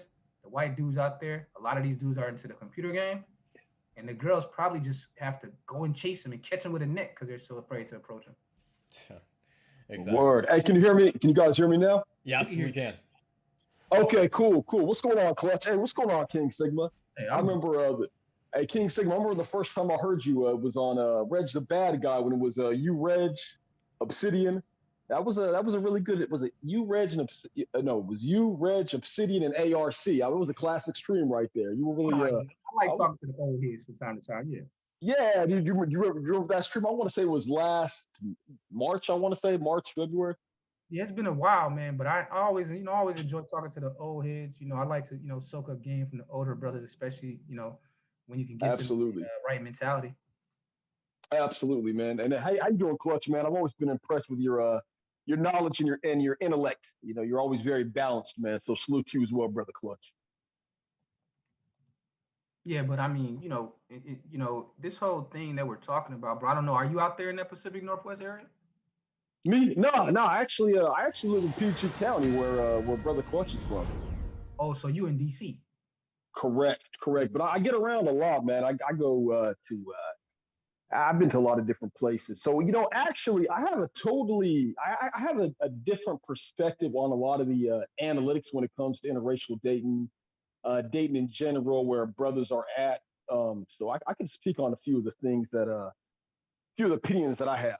And they're a little, I agree with everything you brothers are saying, but it's just like from a different angle. Mm-hmm. Yeah, so like, okay, first off, Clutch, I wasn't surprised that a town like Hagerstown had what was Hagerstown? It was like 4.65%. What was the chart you were using? The black and other. Yes. Now, yeah, okay, one thing I've noticed because I got a small landscape business and I go to a lot of different small towns. Just I like driving. And one of the good things about living in the Mid Atlantic region is we're close to New York, we're close to Philadelphia, we're close to rural Pennsylvania, we're close to West Virginia. There's a lot of proximity to a lot of different metropolitan areas. And one thing I've noticed over the years, okay, you can go to a smaller town, we'll say subpopulation of 50,000, right? Right. That's a little bit more middle to more lower middle economically depressed. And we'll say the black population, it could be anywhere from 10 to 25%. There might be 1 to 2 high schools in that town. Maybe the high school football is bigger, that nature. There's a lot of, just due to the demographics, and there's going to be a lot of intermingling in these types of towns. And these types of towns, they have a very high rate of interracial dating. Now, you're not going to necessarily get like one of these granola Beckys you're going to see in a big town like Seattle or Portland, or one of these highfalutin liberals you'll see in New York or the DMV. But you're going to see a lot of women. They might not look quite as good, but they're going to be choosing brothers hard. And all you got to do when you go to a lot of these towns, if you're just a clean cut brother who knows how to speak a little bit, oh man, you're going to get chose like crazy. No doubt about it, man. I see it all. I mean, I see it when I go to these small towns all the time. I can just go to a little bar and I get a lot more love than I would in the DMV, to be honest with you, man. The DMV actually has the DMV, a lot of what you say is true because it's a lot of time they want you to either be on some Denzel Washington, Idris Elba, what's the brother in Boomerang's character? What was Eddie Murphy's character? Marcus. They want you to be on that, or they just want you to be they want you to be like a thug in a suit. There's not a lot of middle. DMV fit. You said what? The DMV fit me very well. I don't know. I'm going to tell you, man, brother, like I'm 44 years old and I'm a blue collar guy. I got a small landscape business. I did very well in the DMV from ages 21 to about 35. And that was also, a lot of that was just off of the cold approach. DC, we had some of the biggest clubs in the country. We had this club called Dream. It was 5 floors. We had another club called the Ritz. I mean, the club scene was popping back. It was, as far as black clubs, it was the best club scene in America, hands down, no question. No question about it. So, and I can see a brother like yourself, King Sigma, you're articulate, you're well-spoken, you're college educated. You're going to get a lot of choosing signals if you have those. Have you been to the Park nightclub out there before the COVID and all that? Man, I've been to everywhere in the DMV, brother. There is not one place in DC and Baltimore, and I've been to I've been to the Park plenty of times. As I got older, it just wasn't really I got kind of tired of that scene, to tell you the truth. It just wasn't really my thing. And the funny thing about it is when I was younger, cold approaching, having some confidence, having some game, I'm 6'1", I'm relatively athletic, not a bad looking guy. Those measures made a big difference. But as you get older, the problem with living in the DC area is, number one, in PG County especially, it's the most affluent African-American area in the country by far. Yeah. And I'm going to tell you, brother, the quality of black women in the DMV, and this is from a brother who's, I'm very attracted to black women, but the quality, I'm talking about from a looks and attitude perspective in the DC area, it's gone down drastically in the last 15 years. And I think that's just with sisters in general, number one. See, when it came to the 8-hour women, when I was out there in DC, I noticed immediately that there was a huge difference. I'm going to tell you, and this is just me. What's that? Shop women out there, man, smoking hot, bro. Like those Ethiopians. Like, oh yeah, we got a lot. The funny thing about, I'm actually Eritrean, but I grew up immersed in a Black American culture for the most part. So to be honest with you, I never had a lot of luck with my own woman. We have some beautiful ones, but it was just, I don't know. I had a couple here and there. I had about 3, but it wasn't like I had a cracking like some other brothers would. My big go-to back in the early 2000s, late night was actually, I was really doing well with West African sisters. I was really doing my thing.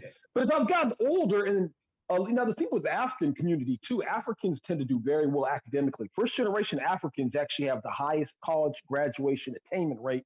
out of any group in America, it's 72%. And being that I didn't graduate from college, as you get older, that becomes a big deal, number one. And then number two, a lot of African women tend to get married. The marriage rate for ADOS women, can you hear me now? Yeah, I Can you hear me now? Yep. Okay. No, I said the marriage rate for African women is far higher than it is for ADOS women. So, and it's funny when they extrapolate all the numbers, the marriage rate for Black women in general in America is 26%, 31% for men. But they don't, when they, and King Sigma, you're very cognizant of the fact of and aware of how statistics work. When they do Black in America, it doesn't matter if you're African American, ADOS, Caribbean, it's just you're lumped into that Black. So when you look at it, when you see the high percentages of African women who are married, the higher, but not quite as high percentage of Caribbean women who are married, I mean, the percentages for ADOS women who are married are very low. It's probably about 22% at best. So yeah, you're absolutely right.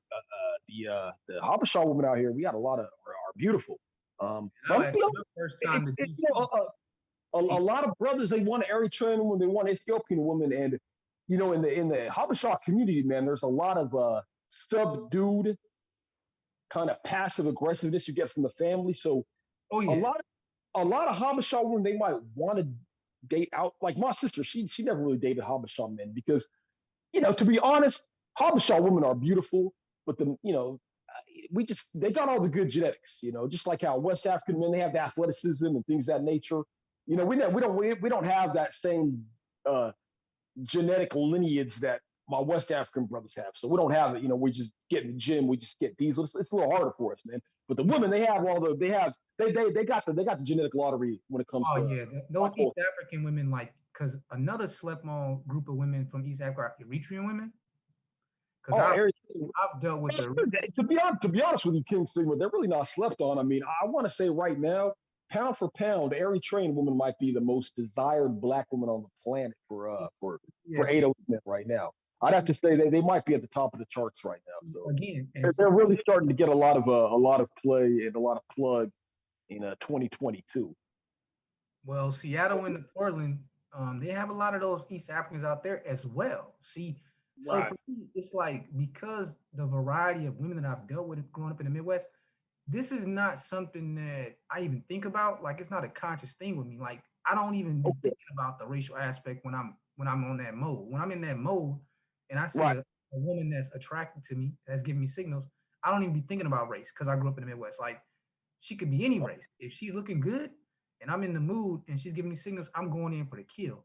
And the reason I like that, they have a variety. The reason I like DC has a lot of high-level females out there, and it used to be called Chocolate City. So again, if you got your stuff in order, as a Black man, there is no place on the planet you can't go for the most part in the modern world, at least. And that's a great point, King Simon, because like I was saying, if you're just a brother, now one of the things I kind of wanted to point out, this is why I'm a little bit more of I'm going to differentiate from a lot of my brother Clutch's talking points.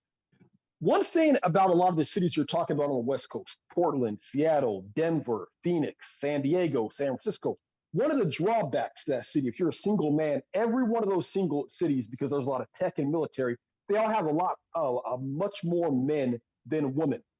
Now you got cities on the East Coast. You got Baltimore has the best ratio. The Baltimore region has the best ratio for women to men in America, followed by DC, followed by Philadelphia, followed by New York. I mean, I got to tell you, brothers, Baltimore, it's like the dating market out there. If you're just a brother and it's a lot of pookies out there. We know it's a lot of pookies in Baltimore, but man, and then a lot of the white guys out there are like kind of blue collar. They're not really like the smoothest, white collar type of guys. You can go a lot of spots in Baltimore just to clean cut Black men and clean up. It's really not that difficult. And just judging by the numbers, and I wasn't surprised. A lot of the areas in Maryland had a lot of Black and other. A lot of those areas were 4 and above. So you take a lot of the areas in Maryland, they had actually some of the highest percentages of Black mixed with other. So I'm telling you, in Maryland, DC, the dating market is a little tougher, but a lot of these East Coast cities, Baltimore, like I just had to go out to Philadelphia, New York for a couple of days to go buy some stuff, and my Tinder was way more popping than it was in DC. DC, the women out here, they're very. You get a lot of these highly educated women. They kind of they want it all. They're just like they want it all. They want a brother who has a degree, a master's degree. They want him to look like Idris Elba. They want him to have this, but then they want him to have that gangster swag. The older you get, it's a tougher dating market. And I'm an American thing though, bro. Like I'm finding that that standard that you're telling you, Sigma. I've been all over the country. It is the DC area has one of the most rigid dating. There's a lot of women out here. I'm not saying there isn't, but as far as the expectations, I want to say pound for pound as a collective, the DC area, I will say has the women out here have the most stringent dating requirements at any metro area in the country. No question about it. So you think even more New York? Absolutely, because I'm gonna tell you the thing with New York, brother King Sigma. New York, okay, the DC area in general.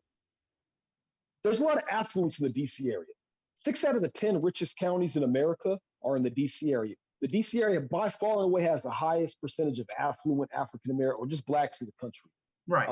There's almost and then the people who really do that. There's almost virtually no white working class. And a lot of the people who do the working class jobs here are immigrants who came from Central America, mostly El Salvador, Honduras, Guatemala, things of that nature, right?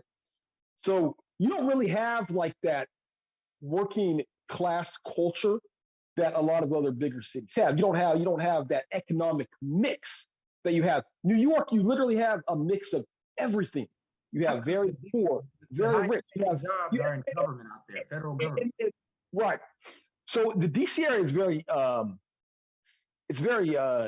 tacit in that way, where there's not like a lot of delineation between the classes like there is in most other metropolitan areas. You have poor people just like anywhere else, but the percentages are a lot lower, and you have just a lot more people with money, and then it's that white collar mentality. So with that white collar mentality, you could be a guy who's a plumber, and if you're a blue collar tradesman, you can really kill it because people are here really aren't that handy. You could be a plumber making $150K, but the woman, they'd rather be with a dude who works for the federal government. He's a G8 making like $80K because he has a degree, at least a bachelor's degree, and he has that white collar cachet or that white collar pedigree. You understand what I'm saying? So New York, you have just a mix of everything, and you have people coming from all over the world, and a lot of the immigrant chicks who come from New York, they just come from all over. I'm going to tell you too, outside of the Eritreans, Ethiopians, East Africans, a lot of the immigrant women in the DC area, we don't get the hottest immigrants. Like the Latino women we get, no shade to Salvadorians, Guatemalans, it's just not that many hot Salvadorians. I'm telling you, it's not. My neighborhood is becoming predominantly Salvadorian where I live in New Carrollton, and you'll see some cute younger ones, but in general, their genetics are just, they have like those mestizo genetics. They're just short and kind of blocky. New York, you got in the Midwest, we get the short, blocky Mexicans, but when you go out to like Vegas, Cali, Phoenix, Texas, and then Miami, that's where you get more of a variety, and also New York, because New York get the Dominicans. But yeah, like in the Midwest, we only get the Mexican women out here. It wasn't until I went to New York that I saw like all those Dominican women. The one thing about New York, bro, as a visitor, now I'm only speaking as a visitor, that city, I've never been to a city where the women is just wide open, bro. Like, and King Sigma, you're 100% right. I'm gonna tell you something too. I actually was in New York a couple of days ago. I bought a pickup truck, a used truck in New Jersey, so I had to take a bus to New York and then take the bus to New Jersey because I had to go pick up the truck. So I was at the Port Authority, and I was just walking around Manhattan for about 3 hours. And one of the things with New York, and it's been statistically proven, being that people walk there so much, there's just not that many overweight women out there. Like here in the DC area in PG County, oh man, I can go to a grocery store in the most affluent black neighborhood in America, and I'm just visualizing 90% of the women are overweight. You're talking about an area where the median household income is 120 to 150. Yeah. And all you see is big girls. You see a line at Chick-fil-A with 40 cars in line. It's just, there's this culture of, I'm going to go work my government job. I'm going to go home. I'm going to get some Chick-fil-A. I'm going to do nothing all day. But New York is just people walk a lot.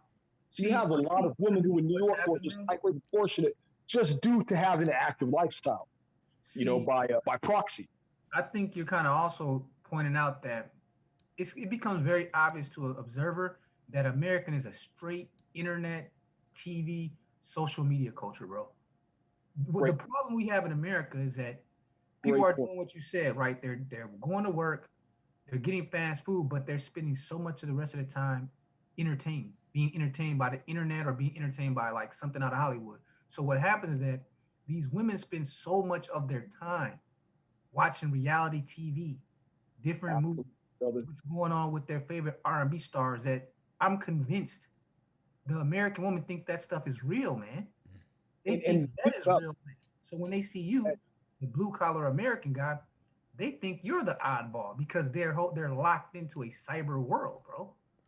So they're locked. They're definitely locked in the cyber world, but a lot of it too is just it's just the DC area in general. You know, you go to another city, and if you're blue, like I mean, I'm a homeowner. I got a house on half acre. I'm doing okay. I'm not at that high level, high value man category, but I'm doing pretty well. But also too, a lot of the time when you work a blue collar job, it's not going to be as glamorous on Front Street. It's just kind of like this is what I do, right? You can't really glamorize it to make it more appealing to somebody who doesn't really have a understanding of how finances work, or they're looking at things from, you're right, that social media perspective, which is a very narrow perspective, and especially when it comes to my ABW sisters. I was listening to what is it on channel 126, Sirius XM. This was back in 2015. And yeah, I'm pretty sure, Sydney, you're familiar with Nielsen. They do ratings and things of that nature. So right now, what they really do is they do a lot of data on, as far as internet use and social media use and things of that nature. And they had a stat showing that Black American women are 2.6 times as likely as anybody in America to engage in social media activity. So that's like 260% higher, and you see it every day. So what it just kind of goes back around, Robert, to what you're saying is absolutely true. And see, when you combine those Nielsen data with another fact coming from tech companies, do you realize when you that the tech companies and the media they keep track of the attention span of Americans, right? On the Absolutely, chart, if you look absolutely. at the attention span of Americans just from the year 2000 to 2021, do you realize that in 2020, right before COVID, the average attention span in America had decreased to 8 seconds? 8 seconds. You Wow. understand? Listen to what I'm saying, bro. Your grandfather and your great grandfather, they had to have long attention spans because things moved slow. Before TV was as widespread with thousands of channels, no internet. Now in 2020, the attention span before COVID was already at 8 seconds. Now remember, a new app comes out every day from big tech. They're already predicting that okay, for example, out in Oregon, you heard about they're canceling math and reading testing now, right? And one of the reasons is because even the leftist academics have come to realize these kids don't they can't learn in school anymore because what can you learn with an attention of 8 seconds outside of entertainment? So they've pretty much thrown in the towel because the attention Wow. span is supposed to go down to like 5 seconds in like 3 or 4 years. So like in a couple generations ago, what's the attention span? Oh, Like how many? it was much longer because they had to have attention because everything Right, moved. right. Absolutely. I And mean, think I've seen it in about it. I've seen it in my own lifetime. I Just used to be an avid reader, and as I've gotten older, I'm not going to lie, I don't read as much as I used to. It's just that instant gratification from I'm not YouTube, even talking the about reading. internet. I'm not even much of a reader these days, but I'm talking about interaction with other human beings in a real life. For example, if we took the internet off today, right? Just imagine for yourself if the internet went down for the next 30 days and all the cable went down. Just think about how your own world would be different, right? So if the internet went down for 30 days and all the cable TV went down for 30 days, the first thing that you would end up doing is trying to interact with other people. I think that our society has forgotten what it's like to interact as the norm, not as a supplement. Now, human interaction now is a supplement to the cyber world versus the cyber world was supposed to be a supplement to enhance our interaction in a positive way. All the information coming from companies like Facebook themselves. Facebook doesn't benefit from telling us the truth, but yet they've said themselves, I don't let my children use Facebook. I don't let my children use Apple products or Microsoft products because they know that the psychological impacts are mostly negative that from their own internal studies, which has come out in a lot of these congressional hearings. So what I'm saying is that we've into this culture where the women are so engaged in the cyber world. When they do meet someone in person, man, I remember just like 2 years ago, right? I went back to school for a night class at the U of M, and I remember I went to the rec center, and this young, 23, 24-year-old chick came and ran on a treadmill next to me. And she was just eyeing me or whatever. So I said, I'm kind of sweaty. I don't want to talk to her. Next time I'll find something. So when I go take a shower, come out the rec center, because I hadn't been on campus in years, right? And I saw the same girl that was eyeing me on the treadmill, went over to her because she was in the little cafeteria getting a post-workout drink or whatever. Started a conversation with her. Do you know what this young chick said to me? This was only 2 years ago. She said, "Wow, that's different. I haven't had a man ask me for my number ever, bro." Really? This was 2 years ago. This is 2 years, dude, bro. And I've talked to other chicks that are like, I guess, zennials. Do you know how many chicks I talked to that are under age 25 that are shocked? If you were to go in person and ask them for their phone number, cold approach them, this is what's going on, bro. I'm not playing with you. Like, this was a good looking chick, bro. And she's only 22, 23. But she hadn't been approached by no dude to ask her for a number. So I don't know what's going on with these young dudes that's under 25, but I can tell you this, they are not cold approaching these women like you think as a 44-year-old man. They're not. Oh no. I mean, I'm gonna. Oh, hey, Clutch. I'm sorry, man. You want to go, brother? I don't want to. Nah, I'm just gonna announce some of the super chats that I missed. So Jaws 2003 with the $2 super chat stated people went crazy when Facebook went down, and also Sue of 1987 with another $5 super chat. Props King Sigma for the Seattle gang and the Indian Doctor talk. Shout out to the Curie bunnies. All right, going ahead, Osama. Okay, so it's funny you say that, Sigma, because I don't know. You said you're 80s baby, so I take it you're in your 30s. I'm 44, and I got to tell you, I mean, I grew up, coming up. I grew up in Nevada, moved here in 1997. I'm going to tell you, I've cold approached thousands of times in my life. When me and my boys would go to the big clubs, we'd go to the Park, Dream, Love. I mean, I'm not, no exaggeration. We were good natured. Me and my best friend, good natured West Coast guys. We would cold approach no less than 25, 30 times a night. It was just what we did. And that's what brothers did. We just cold approach. You go to the mall, you cold approach. It was just a cold. But I'm even noticing as I'm getting older, and COVID has even made it worse. A lot of women who are even my age, or a little younger, or a little older, who grew up in the era where you had to get approached, and especially in the Black community, because we never had a culture in Black America where I'm going to meet you through a friend. How like Asians do it or whites, other people. It's always been very minimalized to meet through other people in the Black community. So the main way Black men, Black women met each other was just through the cold approach. And I've cold approached women of other races. I've dealt with every race under the sun.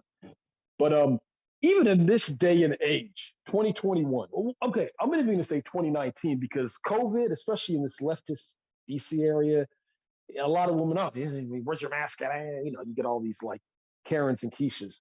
But one of the issues is too, the effectiveness for a lot of these women with the cold approach. It's not with someone they genuinely like it, but the mentality with a lot of these women is, well, you know what? I can just find somebody better online. I can just type in all the metrics I want, and Mr. Goodbar is going to show up. And so many women of all races have that same mentality. They always think the grass is always green on the other side.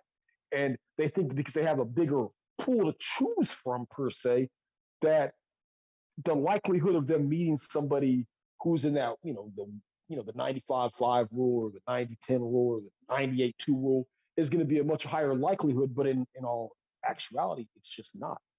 It's just absolutely unequivocally not. I mean, just due to inflation, money's been pretty much stagnant since World War II. Well, we're getting a lot of feedback from the sexual marketplace every day. Like, you get a lot of women these days that are coming online. They're complaining about the fact that men aren't approaching. They're complaining about, I'll give you an example of something that I see on Tinder a lot when I'm looking through because I've only been single for a few months now. I've been in an on and off relationships all my life. Like, this is the first time. What? You said you've been in on and off relationships? So yeah. You never really did the online dating too much? Yeah, I hadn't even been in the online dating thing, so I'm just now getting into it the last like 2 months. And I can tell you this. Oh, okay. Okay. Something I noticed that the females are always saying on the apps, like they'll say, I don't want to just have a pen pal conversation, right? And Right. then I'll see other women that say things like, I'm tired of downloading and deleting this app. So what does that tell me? It tells me that women are engaging in a lot of conversations on these apps, but they're not getting a lot of traction when it comes to like dudes actually hitting them up and saying, hey, let's go have a drink or let's just meet up for next, whatever it is. They're not, the dudes aren't connecting with these women. So one of the first thing I learned very quickly as I readjusted to get into to this online dating thing last few weeks, don't waste too much time on dating apps. Like if you talk to a chick, they're assuming that you're just gonna do this pen pal shit and it ain't gonna go nowhere. So the way I've been using the apps is like, if we match, I might send her like 2 or 3 messages max, and I'm going straight to the phone or straight to let's meet up. But what I'm finding is that for most dudes, their approach on these apps is like they treat it almost like a video game. They don't actually be meeting these women in person. I'm telling you, and more women are complaining about it now, and missing the days when dudes used to approach. Because remember, back in 2017 and 2019, there was all these complaints against men. Now in 2020, 2021, all these women are going insane because now they miss when dudes take them on dates and approach them. Now they ain't getting that attention no more. I think it's a mixed bag. I mean, I'm not disagreeing with what you're saying, but a lot of women who are like a 6.6 and above, there it's not going to be hard for them to get a guy to take them out. I mean, I feel what you're saying. Like a lot of these guys, they don't really have that the long game where they can actually close the deal per se, and even get to the point of a date because they're just a little socially awkward. They don't have this. They don't even have the social skills online or the intangibles online to seal the deal to get a date per se. So I understand what you're saying from there, but I think what I'm trying to say is that even in what you're saying is true about the six right, points. right. What I'm trying to say is that I don't believe that women think like us in terms of men. We can just be with women all day long and don't even care. I still think that for most women, they want to be turned on. So even if they're meeting dudes, I'm getting the feeling that it's that these dudes aren't turning them on, is what I'm trying to say. Like they might like their picture or whatever, right? But I'm seeing that these women aren't feeling connections to these men. And this is coming from their own words. Because I'm Well, talking yeah, about, and a lot of that is just this subdued and esoteric and unrealistic standards that a lot of these women have. I mean, they've done so many studies between Tinder, between OkCupid, between Plenty of Fish that have shown that the 80-20 rule, the 90-10 rule is absolutely real. You have it to where they did and you got to think too, these are these online dating apps. When they reveal this data, it's going to be to their detriment because it's mostly men who pay for online dating apps. One most of the time they do the free version because they don't have to do the paid version. So a lot of it is just due to the programming that society is giving to these women, especially in a country like America, where girl, you deserve anything you want. Girl, you can get whatever you want. You're this, you're that, and the third. And it's just almost these women in this day and age are getting biologically programmed to think that their value is a lot higher than it is, and oh, it's I starting don't to agree show with up, that and part. it's starting to show up in real time. You understand what I'm saying, brother King Sigma? So I don't a lot of these women, you're 100% right. A woman could be a 4, but she thinks she deserves a guy who looks like an 8. what I'm And saying. But here's if what this I'm guy saying. doesn't look a certain way, he's not going to turn her on because she might have had a one night stand with a guy who was maybe 3 or 4 notches above Yeah, her. what Now I'm trying she's to tell not you. going to she's not going to have the discernment or the realistic approach to realize that, yeah, okay, wow, she shot Nah, out of her you league. too, She got bro. I'm gonna she tell you got why. she got one night. Hold up, she got a one night stand with a guy who was 2 levels above, and now she just doesn't want to stay on her level. Men, especially black men, we understand where we rank in society, and we are very comfortable, and we have the discernment to understand that this is where we stand, and I'm at this level, so if I get a woman who's on that level, I'm perfectly comfortable with that. Unfortunately, American society and this programming, the social media program, these online dating, has imperatively shown women that they are overvaluing themselves in the marketplace. Yeah, that's true that they Yeah, are. But what I'm trying to say is that there's always a cost. There's a saying that every action creates a reaction of equal or greater value. What I'm trying to tell you is that what you're saying, all of it's true, but there's a cost that these women are paying that kind of goes under the radar. For example, when you look at the prescription drugs being prescribed by psychiatrists and psychologists, do you realize that even 10 years ago, that like a third of all American women had already been diagnosed with a mental disorder? 10 years later, it has to be half of all American women, half. This is coming from the American Medical Association, have been diagnosed with a mental disorder. So what I'm telling you is that everything you're saying is right, but they're paying a heavy toll emotionally and mentally. That's why you keep getting all these crazy like women doing crazy shit in the media, killing their kids, killing people. For example, Right, just right. a woman who there was two cases that a brother reported on recently. Well, one where a woman in Florida was having an affair allegedly with her boss. It went sour, so he fired her, and she came back to the job like the next day and tried to kill him. But he didn't die, so she's in jail. Another case with a soldier, I believe, out in Texas, where he killed his side piece, who was a baby mom with 5 children. He was already married. He Okay. had a side piece. She got pregnant, and we don't know exactly why he killed her yet, but the speculation is that he killed her because he didn't want her to keep that kid, and she kept it.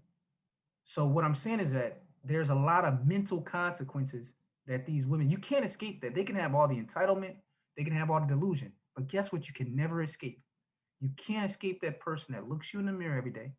Women being more emotional, the damage that they take internally, they can't escape that, bro. And what I'm saying is that in this society, they're having to face that every day. You hear about all kind of women just going straight AWOL that we never really seen at this level before. And again, when you get that stat coming from the American Medical Society that 10 years ago, 1/3 of all American women was on a psychological drug like Xanax or something like that. And now it's probably half diagnosed. Bro, there's a cost to everything, man.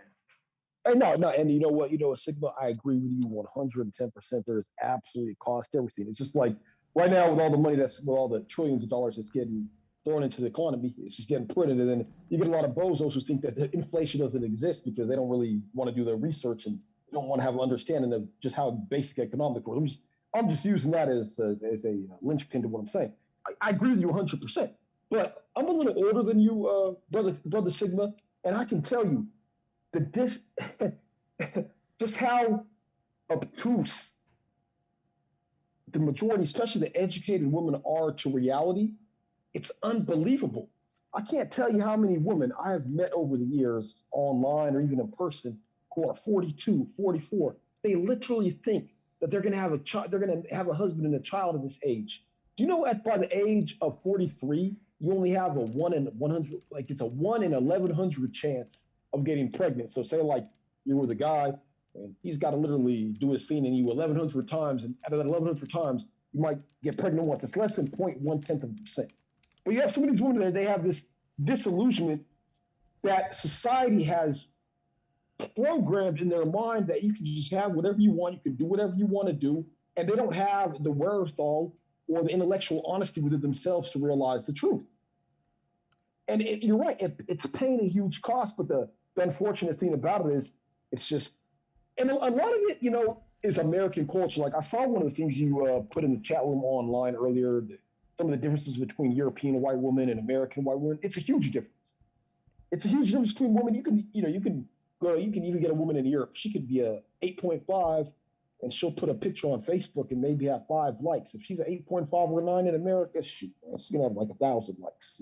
I mean, American culture is just it's taught to, Madison Avenue. Everything revolves around women's spending patterns. That's one of the problems in America, and it's been like that since the 1940s. And unfortunately, a lot of that pathology is coming to fruition right now, where you have a lot of companies that are going out of business. It's causing a divide in the family. And now, that's a whole nother conversation. I'm not going to keep on going there. So no, I agree with you, brother King Sigma, especially with the over-counter medication, and you're 100% right. But just the sad thing about it is, even with everything you say, even with everything I'm saying, a lot of these women, they still just don't get it. Oh, I don't see. I guess where you and I are different is that I don't. I guess because I'm younger, Yeah. This is all I know. Like the women that you're talking about that are so disillusional, this is what I've grown up with. So I don't know them to be anything different than being disillusional, entitled, Okay. living through the media. Because again, you being a little bit older, you're Right. kind of having nostalgia for a time when you were in your 20s when it was a whole different environment. Bro, this is what I understand now. Like, I don't assume like a guy that I talk to a lot of Gen Xers, older Gen Xers and boomers, they still are holding on to something that don't exist, even though all the information keeps proving that marriages in the modern age don't last. I Kanye agree with you West, 100%. Kanye West and Kim, 5 years. Now everyone is talking about Serena Williams, low key. She might be about to get a divorce after 5 years. So all those numbers match up with the average in America for those that get married under 50 now. If you look at American average marriage, about 7 years when you take all the living people that are adults, right, in America, the Right. oldest to the youngest married person, it averaged out to about 7 years. But when you take out like the boomers, it drops quickly to around 5 years of marriage. Guess what? Every time you and I hear about one of these public marriages, it always ends up being around that time frame. Now, Serena Williams is big news because she was the one that everyone was celebrating because she got her a white man. And Right. now it looks like that thing is about to collapse in the next few weeks. So my point is that what you may be shocked and awed by, I take this as just the norm. Like I don't even expect the average woman I come in contact to be wife material. Like I don't even expect it. I only expect to have a good, positive, casual experience and keep it moving. But a lot of older dudes, you can feel the pain that they have, that they're still holding on to this idea that they came from an environment where the average girl was a quote unquote good girl, right? The average. So they had their holders and their booty call chicks, but they was in the minority. But what's happened, the hood chick, the thought has taken over American culture the last decade or so. Yeah, it So definitely has. No yeah. question about So I just assume that the average girl is a thought, right? And that the chance of finding a quote unquote good girl, wifey type, is less than 10%. Whereas you, probably when you were like 30, you thought it was more like your chance of finding a good girl was 80%. But most dudes now under 35 don't even make that assumption no more. So I it. guess Sure that's did. And oh no, and you're 100% right, King. And one of those things is I'm gonna tell you, brother. When I got the red pill in 2017, it radically changed my life.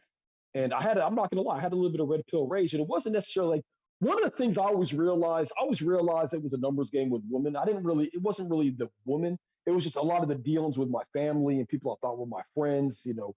Um, that was a hard pill to swallow. You think people really they love you and all they really want is something from you. Um, I learned a lot from the red pill. I learned a lot about human psychology. I learned a lot about narcissism. I learned a lot about Machiavellian traits. It really just woke me up. And I was consider myself a thoughtful and well versed, educated brother, and that not formally educated, but very well read per se. But the red pill, when it opened up my eyes to so much, and there's so much information online. And one of the things that's really big in Black YouTube is people are starting to get an understanding of the Machiavellian personality traits. And if I had this knowledge that I have now when I was in my 20s, oh man, like these Gen Z brothers, oh my life. I mean, I'm not trying to turn back the hands of time and make regrets, but my life would be totally different. I'm not complaining, my life's not bad, but there was a lot of things I could have avoided if I had the knowledge at the palm of my hand, like a lot of these younger people do. So you're 100% right. There's this access to information at the palm of your hand that is so easily accessible that can be a life changer in so many ways, shapes, and forms. And well, I for know that people, the brother Xanatos got to get sleep, and oh yeah, absolutely, absolutely, man. I just want to make my last statement before I go, and just say that when it comes to the topic of the rise of multiracial Americans, this thing is a floodgates is about to open up, and I'm sorry that so many Black people don't know the data, but again, if there's any number that should hit you over the head hard, it's that fact that Asians are now 8% of the population, and that they're predicted by 2030 to surpass Black Americans. That is just unreal to me. It's unreal that Asians are 8% of the population, but the poorest Asian group is already making 6 or 7 thousand more on average than Blacks. By 2030, the Asians will now be around 11%, which will make them surpass the native Black population, which is actually more like 10%. because again, there's ADOS and then there's the immigrants, which adds about an extra 2%. So it goes from 10 to about 12.5% with immigrants. Take them out, 10%. Now, what does the world look like where Asians are now 11% of the population with the next census in 2030? So I don't know about these other people out here, but it's time to wake up. So, like you were saying about the women, I just live in reality, bro. I'm a practical person. I don't assume that most women I meet are going to be wifey here in America. And I assume that America only has really one good thing that has going for itself, getting money. I don't care what no one says. I've been traveling lately, and I'm telling you, the one thing that's consistent in America is money. Everything else, when it comes to like the whole dating dynamic and hookup culture and mating and marriage, it's straight trash and toxic. So I just wake up and I try to have as much health, focus on myself, and keep my money coming in. And the women that I encounter, because I'm not stepping to them with my heart on my sleeve or my wallet in front of me, I'm just stepping to them with a smile and a good conversation. And if they ain't enough, then I'm one of the few brothers that has his passport up to date. I'm willing to cross borders and go wherever I gotta go to be happy. So I would just advise brothers, do what you gotta do to pursue your happiness and good health. And if that takes you 10,000 miles from here, fine. If it takes you only 10 cities over, fine. But the idea that this whole Brady Bunch shit is coming back, give it up, bro. It ain't coming back to the United States no time soon. But with that, Xanatos, you have a good night. Ousama, you have a good night. Peace to the chat. Talk to you all next time, man. All right. Thanks for coming up, as a matter of fact, Kingston. We always appreciate you as a guest. And Ousama, feel free to say any last words if you want. Oh, hey, first off, hey, Clutch, I want to thank you for letting me be on. And I was talking for a while, so I wanted to send you a little something else, man. Would it be better if I send it through Cash App or through a super chat? Yeah, go on ahead. Cash at me if you want. Go for Okay, it. is your link on? Because I guess this is my Yeah, first time doing this Zoom. Is it on? I can just go through your YouTube page and it's on there. yeah, it's in the description. It should be in the description. Okay, Cash. cool, I'll cool. put the cash app down for Beautiful. just Yeah, because I reference. guess I don't know if I'm doing something wrong. I can't look at the chat when I'm on the Zoom. I'm not the most technology.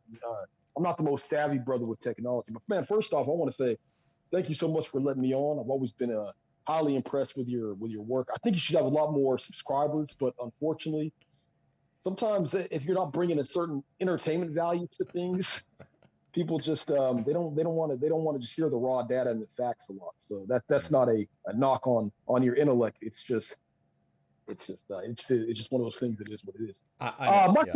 okay, Go ahead. I'm going to counter a couple of things that King Sigma was saying. Okay, first off, with the Asian population, we can't let that really affect us in any way. The Indian population has doubled in the last 10 years in America, right? The Indians who come to America are the Indians. Now you got the best engineering school. India has 1.3 billion people. The best engineering schools in India, only 1 in 300 people get accepted to. And what America does, America poaches the best from the best from the best all over the world, and they bring them into America. So it's like almost saying we can't really make that comparison. So if the Asian population goes from 8 million to 8% to 11%, I don't think it's going to affect us. Now, what I want is one thing I do want to point out is ever since 2013, the Brookings Institute, which is they put out some really excellent articles on race relations and things of that nature. Very fair, very unbiased. There's been so many studies that have been shown that black men have been doing so much better since 2013. The black prison population, the male black prison population rate has been on a serious decline since the year 2000. Just in Trump's last year alone, 2019, while incomes rose 3%, the black male income rose almost 8%. With all the app available jobs, truck driving jobs, a lot of companies that are shorthanded that aren't even doing checks on felony backgrounds. With a lot of your native-born Caucasian male population who are scared to really do a lot of jobs that brothers want to do. This is the time for black men who want to work, not just the thinking black man, but also the working class black man, the black man who wants to get his hands dirty, doesn't want a handout, and just wants to put his head down and work. This is the best time in the history of this country. So I tell all brothers right now, just put your head down, work as hard as you can, and also SYSBM is going to be a huge thing in 2022 and beyond. I see in the near future, I see more than 1 million brothers getting their passports and traveling internationally because this world is getting smaller. The quality of women in America is, unfortunately, it's on a drastic decline. Uh, the Brady Bunch thing, the marriage thing, it's, I tell a lot of my own Gen X and Boomer brothers, it's a pipe dream at this point, not just due to the quality of the woman, but also the legacious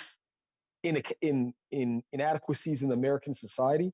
So right now, I just want to tell my brothers, keep your head down, avoid the Pookie and Ray Rays, don't get in trouble with the law, don't have any kids out of wedlock. You're going to be in the middle class. And with that, I'm all done, and I want to say thank you very much for having me on today, Clutch. Yes, and thank you for having me, and thank you for joining my panel tonight. Um, Thank you for the compliments, and this is the first time I had you on. I brought you on here, and as intellectual and articulate as I try to sound, I know I'm not the most articulate when it comes to putting words together. At least not tonight, mainly because I have been super hungry. So I apologize if I had stumbled across a couple of my words as if what I'm doing right now. I don't know what it is with me and hunger. It's just in this nation in America, it's just you can't. There's quality food is just hard to find. I don't know what's more hard to find, Well, quality food or quality women. And for me, whenever I'm hungry, I tend to not be able to put sentences together. Even though a lot of people say, "Oh, you're articulate," it's like I get that. Maybe it's, I'm critical of myself. Maybe it's just I'm just super hungry right now. But other than that, thank you so much for coming on. Were you about to say something? yeah, no, I was going to say one thing to that, Clutch. I wouldn't even get on yourself about that. Like, I work. One of the panels I'm on a lot, and I don't know how some of the guys on your camp feel about him, but if you ever, I want you to just come to Little Big Nate's panel once. I know him and MOT, they got their beef. I'm and not, but everybody who comes on the panel is very welcoming. Anybody's allowed to come on there. Nobody's going to get interrupted. Everybody's word, whether you're a liberal, a Democrat, or whatever. And sometimes I come on the panel and I've been working 12, 13 hours a day, and I don't come there with a script. People like who are extremely articulate, like your Obsidians, that's what they do for a living. I mean, Obsidian, for instance, has been on over 6,000 podcasts.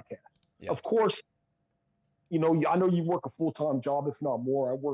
I just come on. So you sometimes you can't expect yourself just coming off no script, coming off of work, you're hungry, to have all your words in a synergistic fashion, and it comes out like poetry. It's just not realistic. A lot of us have other things going on in life. Some guys, I mean, and there's no knock to them. This is what they do for a living, Oh and yeah. they have it written out and things of that nature. So I'm done saying what I'm going to say, man. But I'll definitely send your cash app, man. I really appreciate you having me on, brother. All It's right. been a pleasure, man. Thank you for providing your own opinion and content for that matter on tonight's podcast. So, with that, everyone else out there, I see you all who are still here. Thank you to all 16 people who made it until the end. Everyone else out there, free to watch the playback and always bet on X. All right. Peace, man. Peace, brother. All right, peace out, bro.